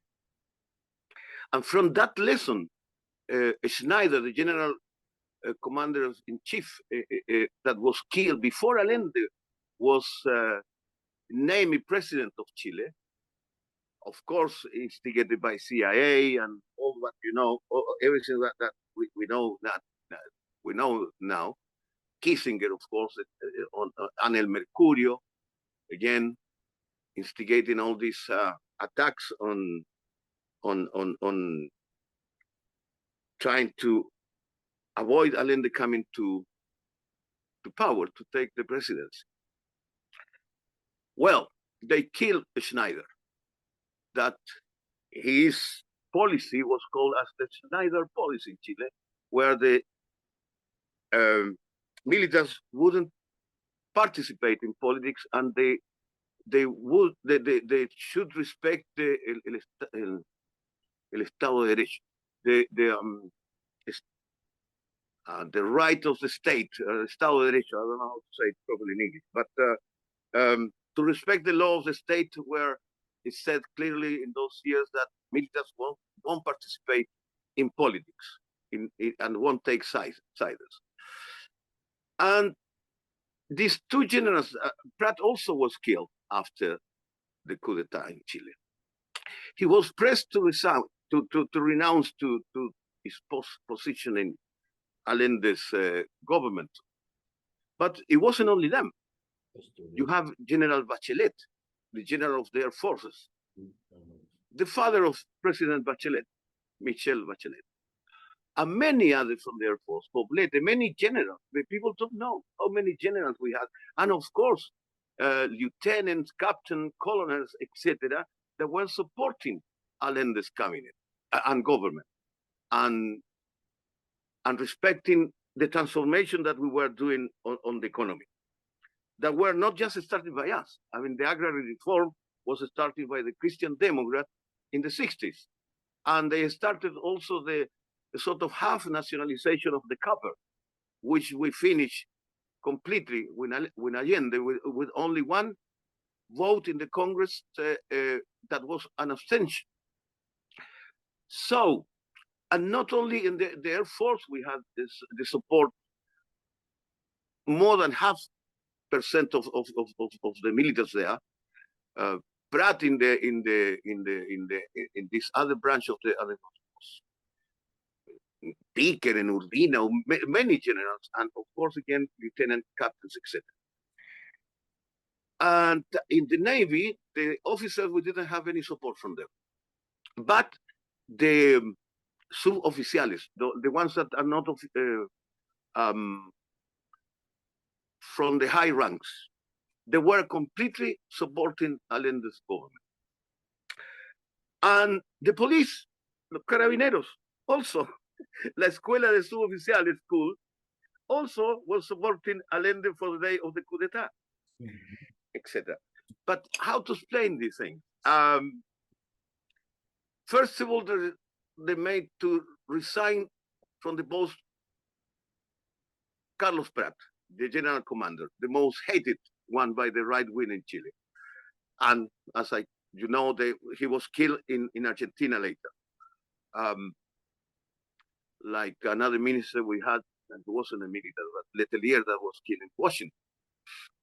He was very, very well connected internationally, a very respected figure in international politics in relation to Latin America and Europe. The problem there was infiltration in the information chain. Many people that was working in this problem of intelligence and counterintelligence gave the report to the governments and the political party those days that these Christian Democrat generals were preparing the coup d'etat. And the government and the political parties that were in government didn't accept that information. They did not, they are not going to participate in the coup d'etat. When it was clear when the coup d'etat took place, and Prat wasn't there anymore, and his generals, most of them were Christian Democrats, and many very directly connected with Frey and Elwin. Frey was president, Christian Democrat president in Chile, and Elwin came after. And what we noticed, that we discovered later on, that all this intelligence chain was infiltrated from the man in government, in the government. He was responsible for the information to be distributed to all the political parties. He was the one that created the idea that the Christian Democrats were not going to participate. And I know people who was fighting within the political parties to say, no, you are wrong. It's the Christian Democrats, the ones who are going to give the coup d'etat. And in the government, we're saying to the people working on the field of the army forces, having all the information and having also in mind the plan that Prat, the general that resigned, that in case of another attempt of coup d'etat, it was to be implemented the plan to defend the government. This plan couldn't be effective because for the government was not any threat of coup d'etat. They believed the one in charge of this position in government, that was the top of the government, and the one who feed the rest of the political parties in government about the situation in the armed forces, he was the one who created this lie that Christian Democrats were not participating in the coup d'etat. It looks like a political fiction, but that was it happened. And it took us, not the ones who were working in this field of intelligence and counterintelligence, that knew very clear, and they gave the names of those who were leading the coup d'etat, Bonilla, Palacio, Orellano Stark, etc. I could give you the whole list. And they say, no. I myself, I was expelled from my party for insisting in that the coup d'etat was held by the Christian Democrats. First of all, I didn't want to tell that, but yeah, okay. First of all, I was suspended. And then the Friday before the coup d'etat, I went to the Central Committee to tell them they were wrong. And the expel me from the party. You are wrong. Your information is not my information, it was information of many others behind me that have this certainty, because they were arresting already all our people, militars, that were supporting the government before. El tanquetazo 2 months ago, the tanks went out to the street, and our people in the armed forces defeated them. So we have people enough in the armed forces to stop this coup d'etat. But intelligence is something incredible sometimes, that if you don't have those control, and you have this very man that took us years to find out who was the one who infiltrated this idea that the Christian Democrat was not participating, we know who is the one now. He exiled himself in the United States and came back to Chile a millionaire. And well, anyway. And as you know, after that, the coup d'etat, all our people, generals and not generals, were arrested, and their death sentences were commuted for exile, etc. Most of the people are alive today. And we're working in a book with these testimonies. It's something that people don't know. Very few people don't know. So it is possible, like it happened in Venezuela, to go through election and to secure that militaries, like in Venezuela, are going to respect that constitution and to have very good, to have good intelligence sources that can be checked and double checked, etc. But well, that's history going to be showing those proofs later on, I suppose. We're working in those terms too. And if not, why they kill so many generals? Why so many people were expelled out of the army forces? Why so many had to be sent to the exile, etc. So it's not black and white. Yeah, Venezuelan system is still there. Back and go in Bolivia, etc., Brazil, etc., etc. Sometimes it's okay. I mean, you have to have the revolution through violent means. Okay, Russia, Cuba, or many other countries, but our system was working, was not doing bad. And I suppose, I hope, with this international crisis that we are living, most of the sector of society had to decide whether to lead their countries to the destruction, or to have more democracy and to make everybody to participate in the process of decision taking, etc. Is what I'm going to insist all the time, because other solutions. Well, to give you another example, We have some other speakers, Ernesto.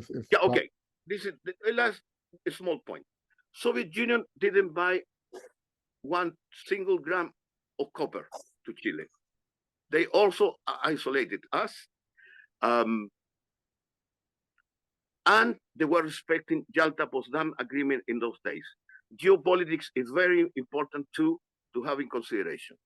I went to the General Cemetery, which is the principal area where these ceremonies are carried out, when people walk to the cemetery, and there's usually demonstrations and things like that getting into the cemetery.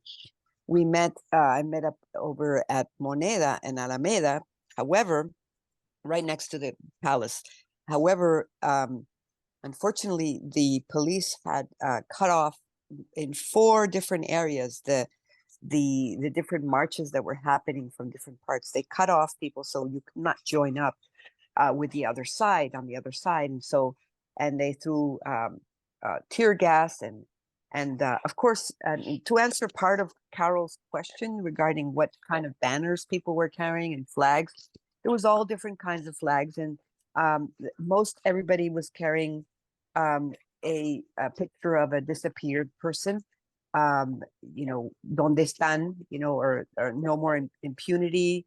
There was Communist Party flags. There was flags of many different kinds of organizations and movements, including the movement of the workers Explotarios, as well as the many different kinds.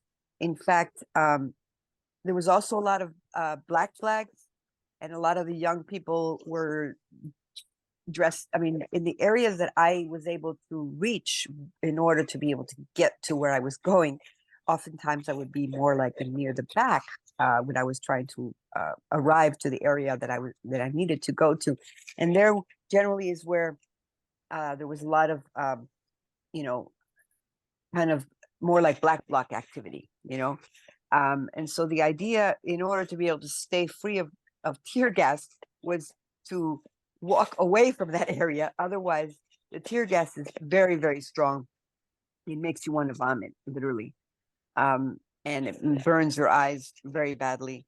And at one point, when I was trying to get to the other side, to where the rest of the people were, I decided to go, along with a whole bunch of other people, down into the metro system to get to more directly to the cemetery, because it's far away. It's not a very close area. Santiago was very large. And they had literally shut down some metro stations. So I had to get off like 2 stations away and walk. And even when we were walking, there was also tear gas. And I was able to take and film my entrance into the place, into the general cemetery. And there's a lot of young people with many different flags coming in. And the majority of the things that people were saying when they were coming in, when they were detenidos, desaparecidos, presentes, in other words, present, all the detained. There was a I took photographs of this, a very, very long line of a scroll of paper that was laid on the ground. It went, meters and meters and meters ahead, with the names of disappeared.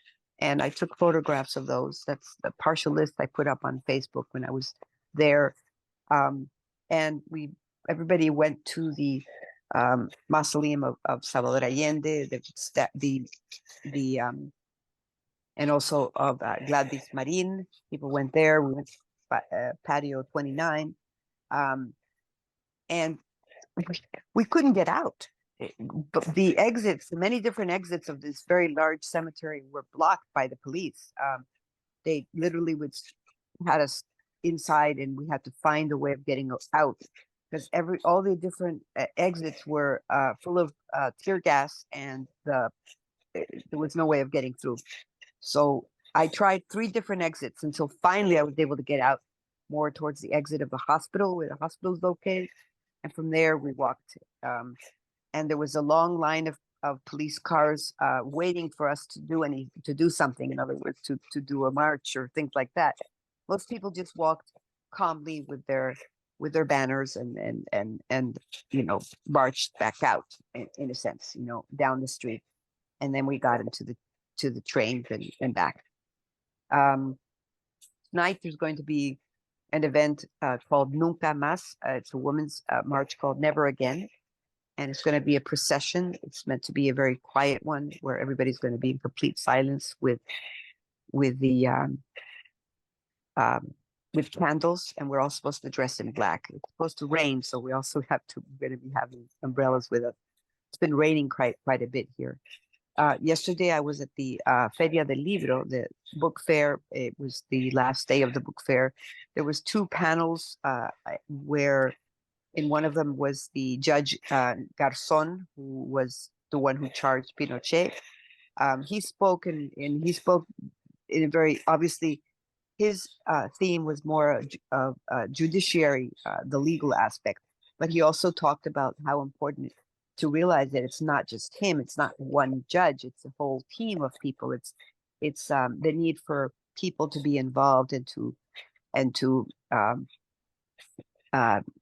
be involved in the judicial sense as well, to follow through on this, because he mentioned the experience in Spain, how the dictator Franco was really never prosecuted. And there was also somebody from Podemos from Spain, Pablo Iglesias, spoke as well. And there was at the previous panel was the senator, a senator from Colombia, Clara Lopez, and young congresswoman who is 23-year-old. Her name is Ofelia Cámpora, and she's a congresswoman from Argentina. There was also a representative from the Democratic Socialists of America, because that panel, and specifically that one, was done by the Progressive organization. And this gentleman from Jacobin magazine was the one who was facilitating that one. Also at the second panel, Daniel Jadue, who is the member of the Communist Party, who is the mayor of Recoleta, the sector of Santiago. It's like a district in Santiago, where he has implemented, for example, popular pharmacies, low-cost pharmacies, and open universities, as well as housing, social housing or public housing. He's basically is very popular because of that. He was also ran on the primaries against Boric, and he lost the primaries, and he was speaking as well. Unfortunately, they didn't have any questions and answer period after that. There was nobody speaking about the AFL-CIO. I believe there was some mention at one time regarding how the media, the power of the media, media conglomerates, and also there was mention of how the unions have been used as well, but not in any specific terms or any mention of the AFL-CIO. I came up to Daniel Jadue afterwards, and I spoke with him, and I asked him what responsibility he believes that the AFL-CIO has in its role in destabilizing the Allende government by financing the trucker strike. And he said, he was familiar with that, obviously, and he said, obviously, it's a felony, it's a crime, and those kind of crimes, which are crimes against humanity, do not expire. And he said, I am completely in favor of suing the U.S. government, he said. Of course, I wish I could have asked the same question of the judge, Garzón, but I was not able to, because I was not able to reach him to ask him that question. Maybe tomorrow, we'll see if I can, if he's at the event that's going to be held tomorrow. There's going to be several events being held. One of them is going to be in front of the statue of Salvador Allende, where different organizations and different groups are going to be going there. One of them is the Central Clasista de Trabajadores, the classist central of workers. And in the evening, there's events planned at the National Stadium where there will be music and things like that. Those are the activities for now. There's been many different activities, and there's going to continue during this entire month of September. On September 19th, they have plans of doing the 1,000 guitars for Victor Jara. By the way, Victor Jara is mentioned everywhere. Whenever anybody screams the name of Victor Jara, and he is mentioned everywhere, as well as different people who have died as well and who were killed. Thank you for that report. And we're now going to go to Frank Hammer, who's on the program, and give a report on some other developments that are going on. I would also have to add, before we go to Frank, that the AFL-CIO has been completely silent about its role in Chile in the coup, and there's been no report, there's been no apology, there's been no information, and that's one of the reasons that LEPAIO initiated a rally tomorrow at the AFL-CIO at 12 noon to raise these issues and to say there has to be accountability, and people have to take responsibility for what was done in our name. And it was in workers' names that the AFL-CIO operated in Chile, but it was not obviously representing the workers here, their interest in overthrowing the government. So Frank, we have a petition too that we're putting online, and we plan to have a discussion following Frank's report on continuing the activity. There's a film, No Pasaran, about the action of the Scottish engineers to refuse to repair jet engines for the military in Chile. We want to show that around the United States as an activity to further educate people about solidarity. So and we're going to have a letter to the That one in AFL-CIO. particular, where they refused to repair the engines of the Air Force in Chile, which at the time they did not know but they thought that it could be, and it turned out to be true, that those were the engines of the airplanes which had bombed La Moneda, and they kept those Exactly. engines for like 4 years, and which Yeah, Yeah. they still are. So the film is about that. Okay, Frank, can you join us? Yes, this is a extraordinary event, and I'm very proud to be part of this in commemoration of the 50th anniversary of the coup in Chile. It's a way of getting the word out, educating fellow workers, and educating the U.S. public. The presentation I'm going to make, which I have some notes that are prepared as best as I could, is going to be largely based on a book on the subject of Mexico. The book was written by a fellow UAW member, auto worker, by the name of Rob McKenzie. And by coincidence or not, it's also, the title of the book is The Coup, El Golpe. It comes at a time where it's the subject with the UAW members and leaders, and as a UAW organizer myself, I'm a former local leader of the local 909 UAW in Warren, Michigan, and I was also served on the UAW staff in the GM department. And I also speak as the brother of Mike Hammer, who was an operative in the American Institute for Free Labor Development, and who was assassinated in El Salvador in 1981. He's also the subject of the book by Rob McKenzie in his 4th chapter on El Salvador, Honduras, and Nicaragua. And currently, I'm actually speaking as an international solidarity activist, collaborating with GM workers in Colombia, in Mexico, in Germany. And I'm working in tandem with the reform group in the UAW that goes by the name of Unite All Workers for Democracy, UAWD. My intent is to reach out to UAW members, especially, who are part of this rising movement in the UAW, who are transforming the UAW through a one member, one vote initiative a year ago, and who won many positions in the national leadership, who are fighting for a more aggressive and militant UAW. And that UAW right now, within a matter of a few days, is potentially going to be going out on strike at Ford, GM, and Chrysler, or Stellantis. So it's a particularly intense moment for rank and file UAW members. And it's clear from the new leadership, and especially the rank and file, that they see the importance of international solidarity.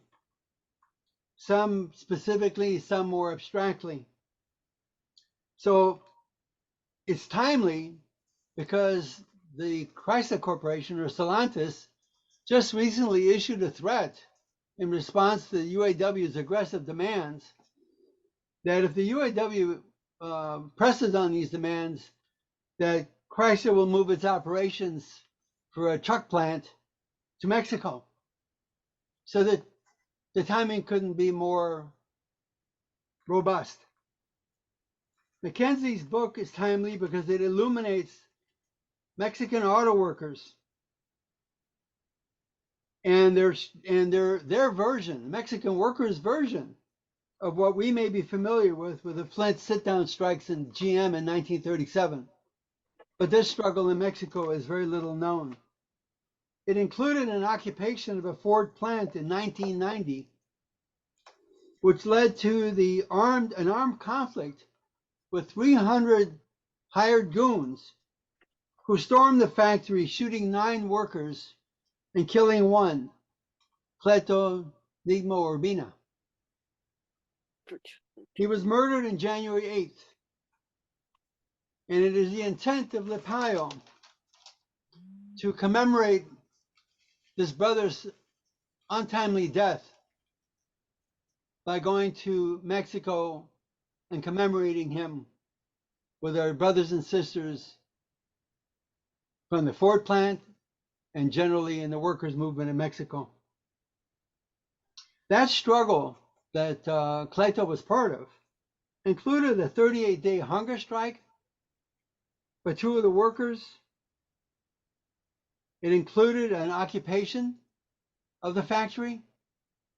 It was very militant, but it didn't make it into the pages of the UAW's so-called Solidarity magazine. And the reason was simple. The UAW, with the exception of 2 UAW locals, Rob McKenzie's local, 879 in St. Paul, Minnesota, and another locally in the suburbs of Detroit, local 900, with their exceptions, the UAW was, in fact, on the wrong side.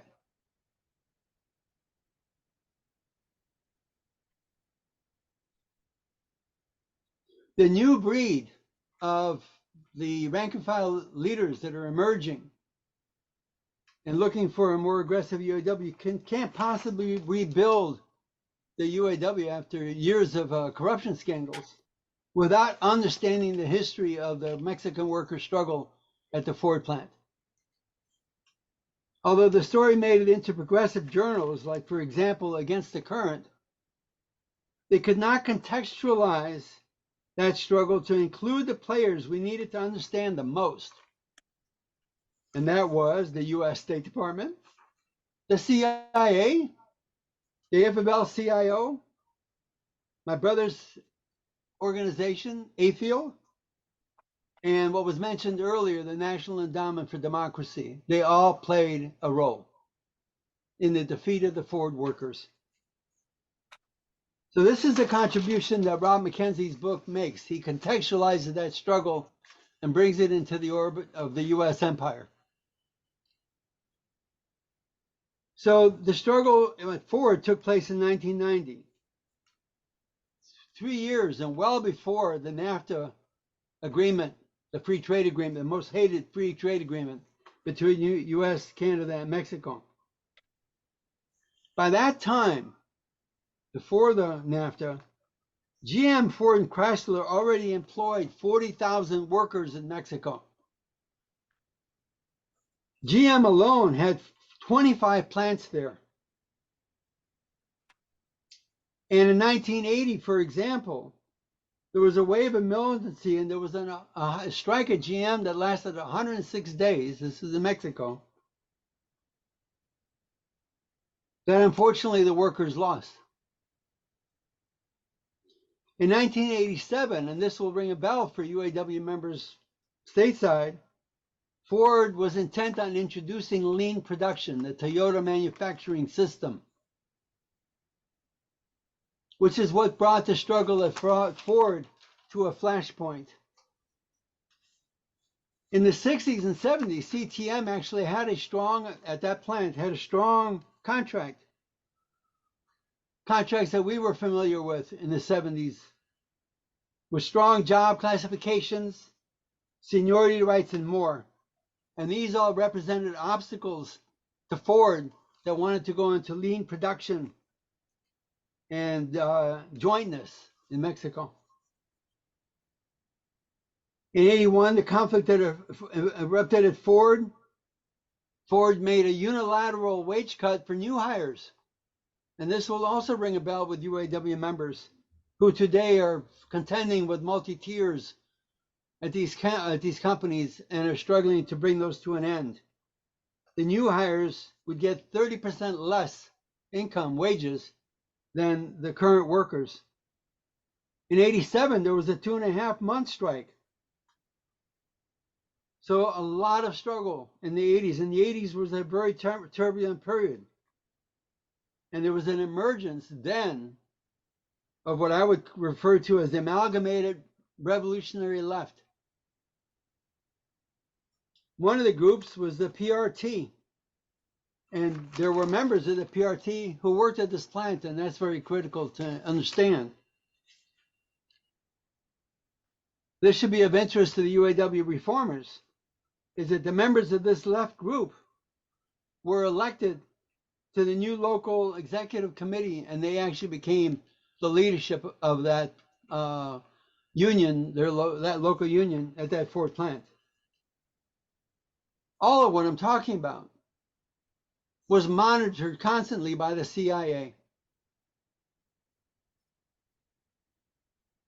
But apparently the CIA was confident, and I'm not only just talking about the Ford plant, but the CIA generally had reconnaissance over all left activity in Mexico.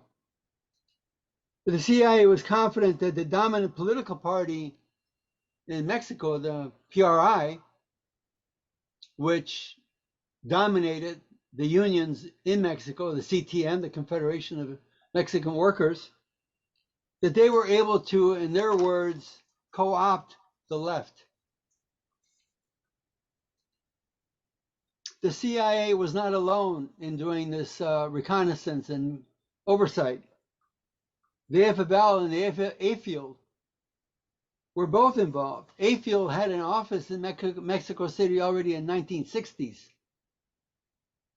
And there was a lot of travel between that office and Washington, D.C.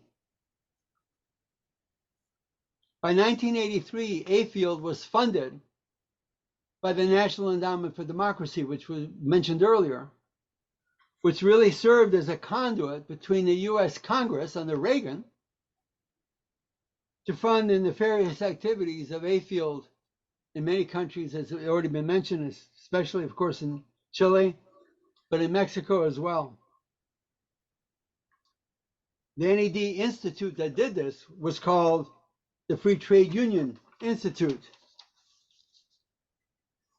An example of how they funded the work, and the kind of language that was used was also included in Mackenzie's book.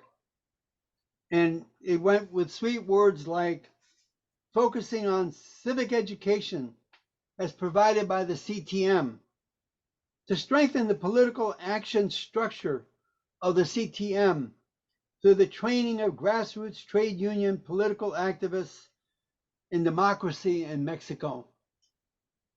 The CTM, as I mentioned earlier, was an arm of the PRI, of the dominant political party that controlled Mexico for over 6 decades.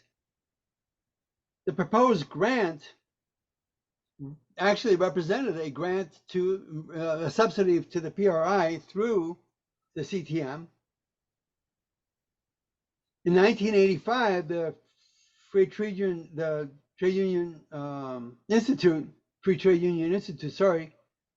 and AIFLD described their work this way, quote, to strengthen the ties between the Confederation of Mexican Workers, the CTM, and the AFL-CIO. By 1986, the AIFLD office was located in the building that was owned by the CTM in downtown Mexico City. Conditions during that period of time in the late 80s were very unstable, and this represented the context for what happened at the Ford Motor Company in 1989. CTM and the AFL-CIO held meetings, as in a meeting in 1988 in Brownsville, Texas, and also in Matamoros in Mexico. These meetings were held in secret, as the records of the International Affairs Department of AFL-CIO and the UAW are not open to the public. Both were there. The attendees included the AFL-CIO Secretary Treasurer, UAW President Owen Bieber, and the representatives of some of the International Affairs Department, and of course the AIFLD Director William Doherty, who was once my brother's boss, who was also CIA. And the subject of these meetings were the maquilas, the plants that brought in raw parts from the US, assembled them, and then returned them back to the US without tariffs.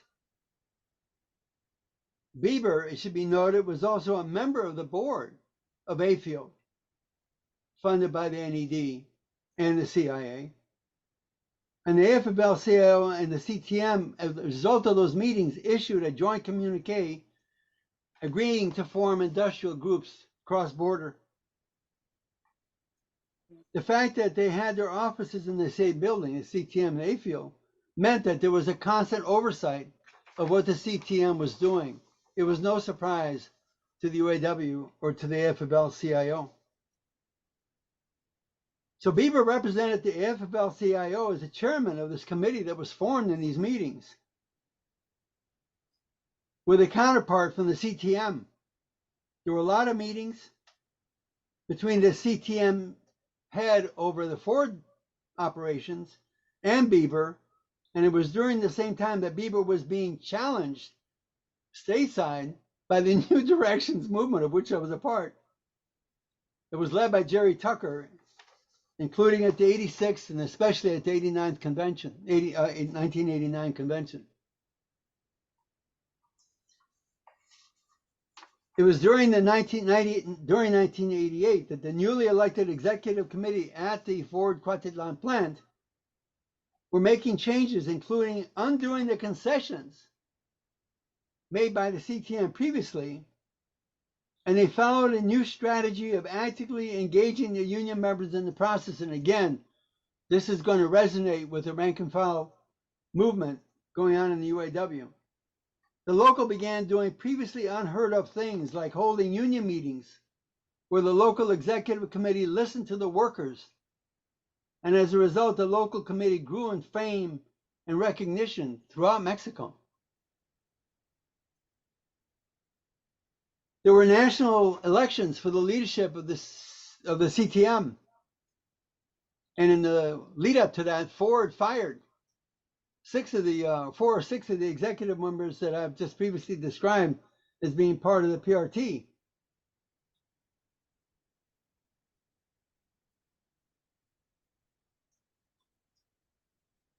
Let me look at my notes here. The fightings there were triggered by CTM and in turn sparked the formation of the Ford Workers' Democratic Movement.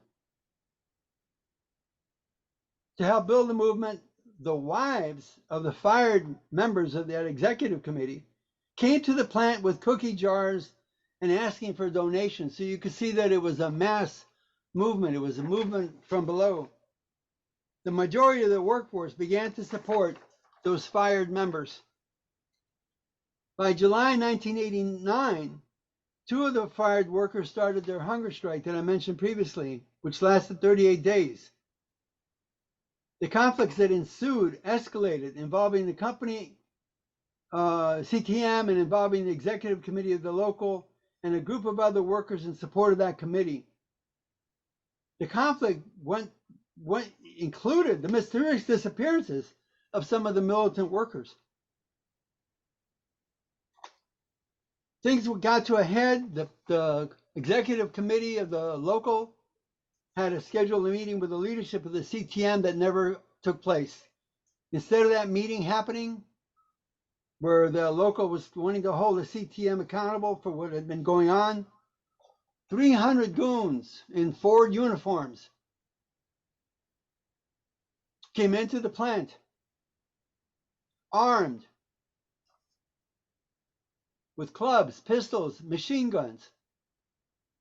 And they were there to squash talk of the massive strike. Ford called the police, sent to the plant on January 8th. to go after who they thought were the ringleaders. So the police sent by Ford and the goons paid for by the CTM came in to squash the Ford resistance and shot the 9 workers that I mentioned previously, including Cleto Nigma. Ford has never been held to account for what happened. The CTM, known for its servility and obsequience to foreign employers, would not have entered the employer's factory and shot the workers without knowing that they were going to be covered, and that cover was going to come from the CIA.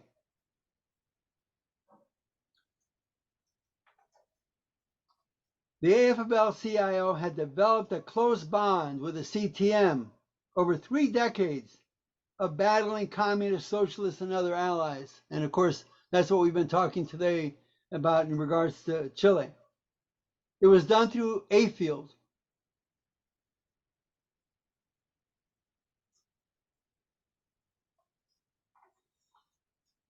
We would not understand the Ford struggle without understanding the role of all these US players. And we, on January 8th, hope to hold the AFL accountable for what happened, the UAW accountable for what happened, and for compensation and redress to the affected workers in Mexico. Thank you for my time, and thank you for your ears and your listening. Thank you. Thank you, Frank, for that important contribution. And this is a workers' issue. This is an issue for all working people. And as we can see from these 2 reports on Chile and Mexico, the role of our union, the AFL-CIO, and I'm a member of the CWA and the Newspaper Guild, News Guild, and is something that has to be held accountable. I mean, there has to be information to the American workers. So we stop this. We cannot allow this. And that's one of the reasons LEPAIO was formed, and that is to get this information out, to let people know what's happening and to demand accountability and transparency and for real internationalism. And I would have to add that if there's a strike of the auto workers in the United States, the role of Mexican workers becomes critical. And previously, when there's a strike at GM, there was actually a slowdown by Sileo auto workers, GM workers, in solidarity with the GM workers, which the UAW did not announce at that time, that there were workers in Mexico that were taking direct solidarity to support their brothers and sisters here. So I think we have to build that solidarity, and that's one of the reasons the action that we're going to do January 8th is very important. Our brothers and sisters in Mexico, we're tied together, and we have to build direct links and education. So at this time, we are going to open up for discussion of proposals and of actions to continue this work. There is a rally tomorrow. Okay, Frank, there's a rally tomorrow at noon in front of the AFL-CIO. We'll be issuing our demands, our letter to Liz Schuler around this issue of accountability and Chile and the silence of the AFL-CIO, striking silence about this coup 50 years on that they had responsibility for in part with the AFL, with the US government. So Frank, you had your hand up? Yeah, I just wanted to add in light of what you just said, that we have been working to build that kind of solidarity. The Latino Workers Leadership Institute in 2019 actually had a Skype call with the GM workers in Silao, who engaged in that slowdown and the resistance to mandatory overtime. And one of those leaders of the struggle at GM in Silao is coming to Detroit September 21st on through the September 29th, and will be speaking at the Latino Workers Leadership Institute as a furtherance of the solidarity between the workers of the 2 countries. Thank you. Okay, well, there are a number of proposals.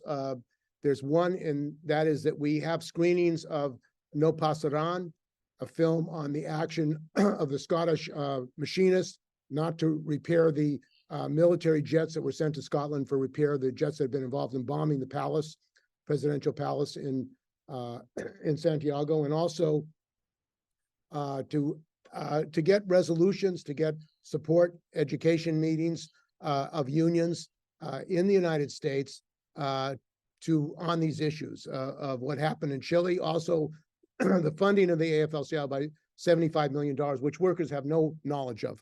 Most workers do not know about the Solidarity Center and the actions of the Solidarity Center. The National Endowment for Democracy, which there are four component parts of the funding, as Kim has written about and others. The U.S. Chamber of Commerce gets half of the 300 million, or the quarter of the $300 million appropriation. The Democratic Party gets 25%.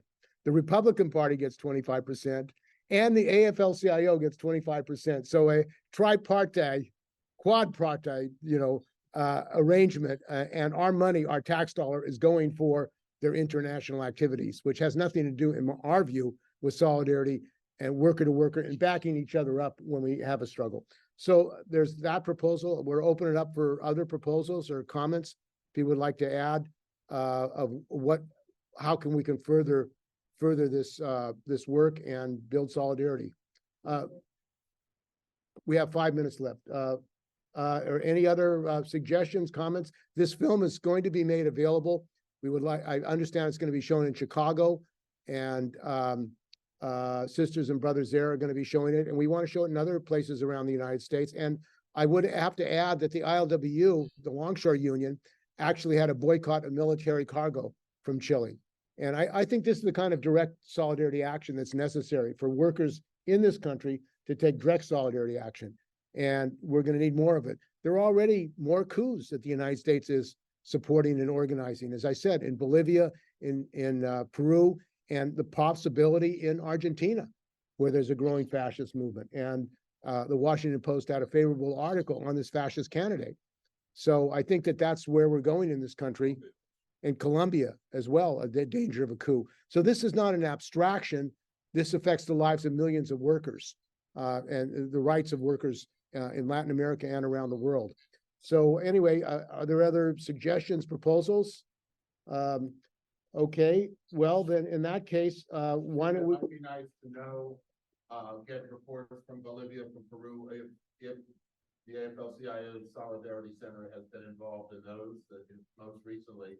And I was going to suggest that tomorrow at the rally, or at the end of the rally, we enter the AFL-CIO headquarters with a registered letter and possibly even a blown up or posterized version of the same letter to, open letter to the AFL-CIO president and executive board with our demands. I agree with that. I mean, I think we should have a letter, and I mean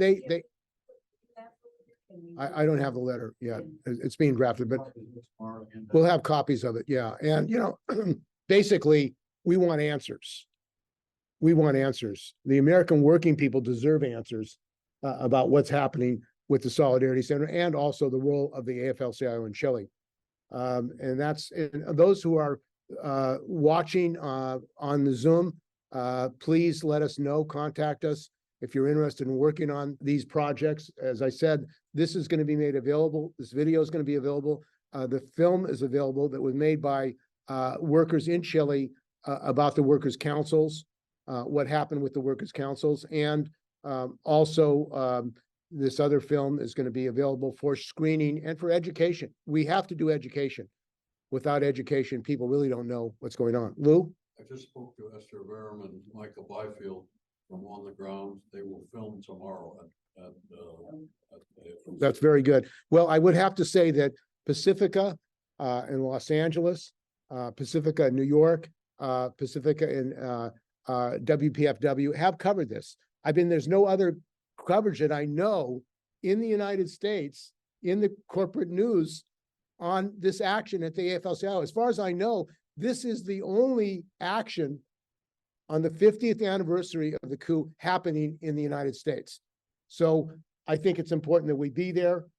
Something happened, and we can say to the Chilean workers that we are with you. We remember what happened, and we want justice for you and your families, right? That's right. Yes. We have a friend named Don Kiriakou Who especially is close to him, I'm sort of close to him. And he has a show on Sputnik from 12 to 2. Former CIA and now whistleblower. Maybe one of us give us a call, give him a call tonight, you might mention it on air. Okay, yeah, I mean, we're gonna make this available, as I said. And also, we're gonna have a press conference tomorrow at the AFL-CIO. You know, the best we can do, the most important thing we can do is get the information out and call for action and urge workers. And as Frank was saying, the auto workers in the United States now are facing a monumental battle. Their fight for 32-hour work week for 40 pay, their fight against tiers, 2 tiers and 3 tiers and 4 tiers, their fight for a cost of living clause. Those are demands for all workers in this country, not just auto workers. And their demands for workers in Chile, as we had said, they had a COLA. I didn't know this. They had a COLA.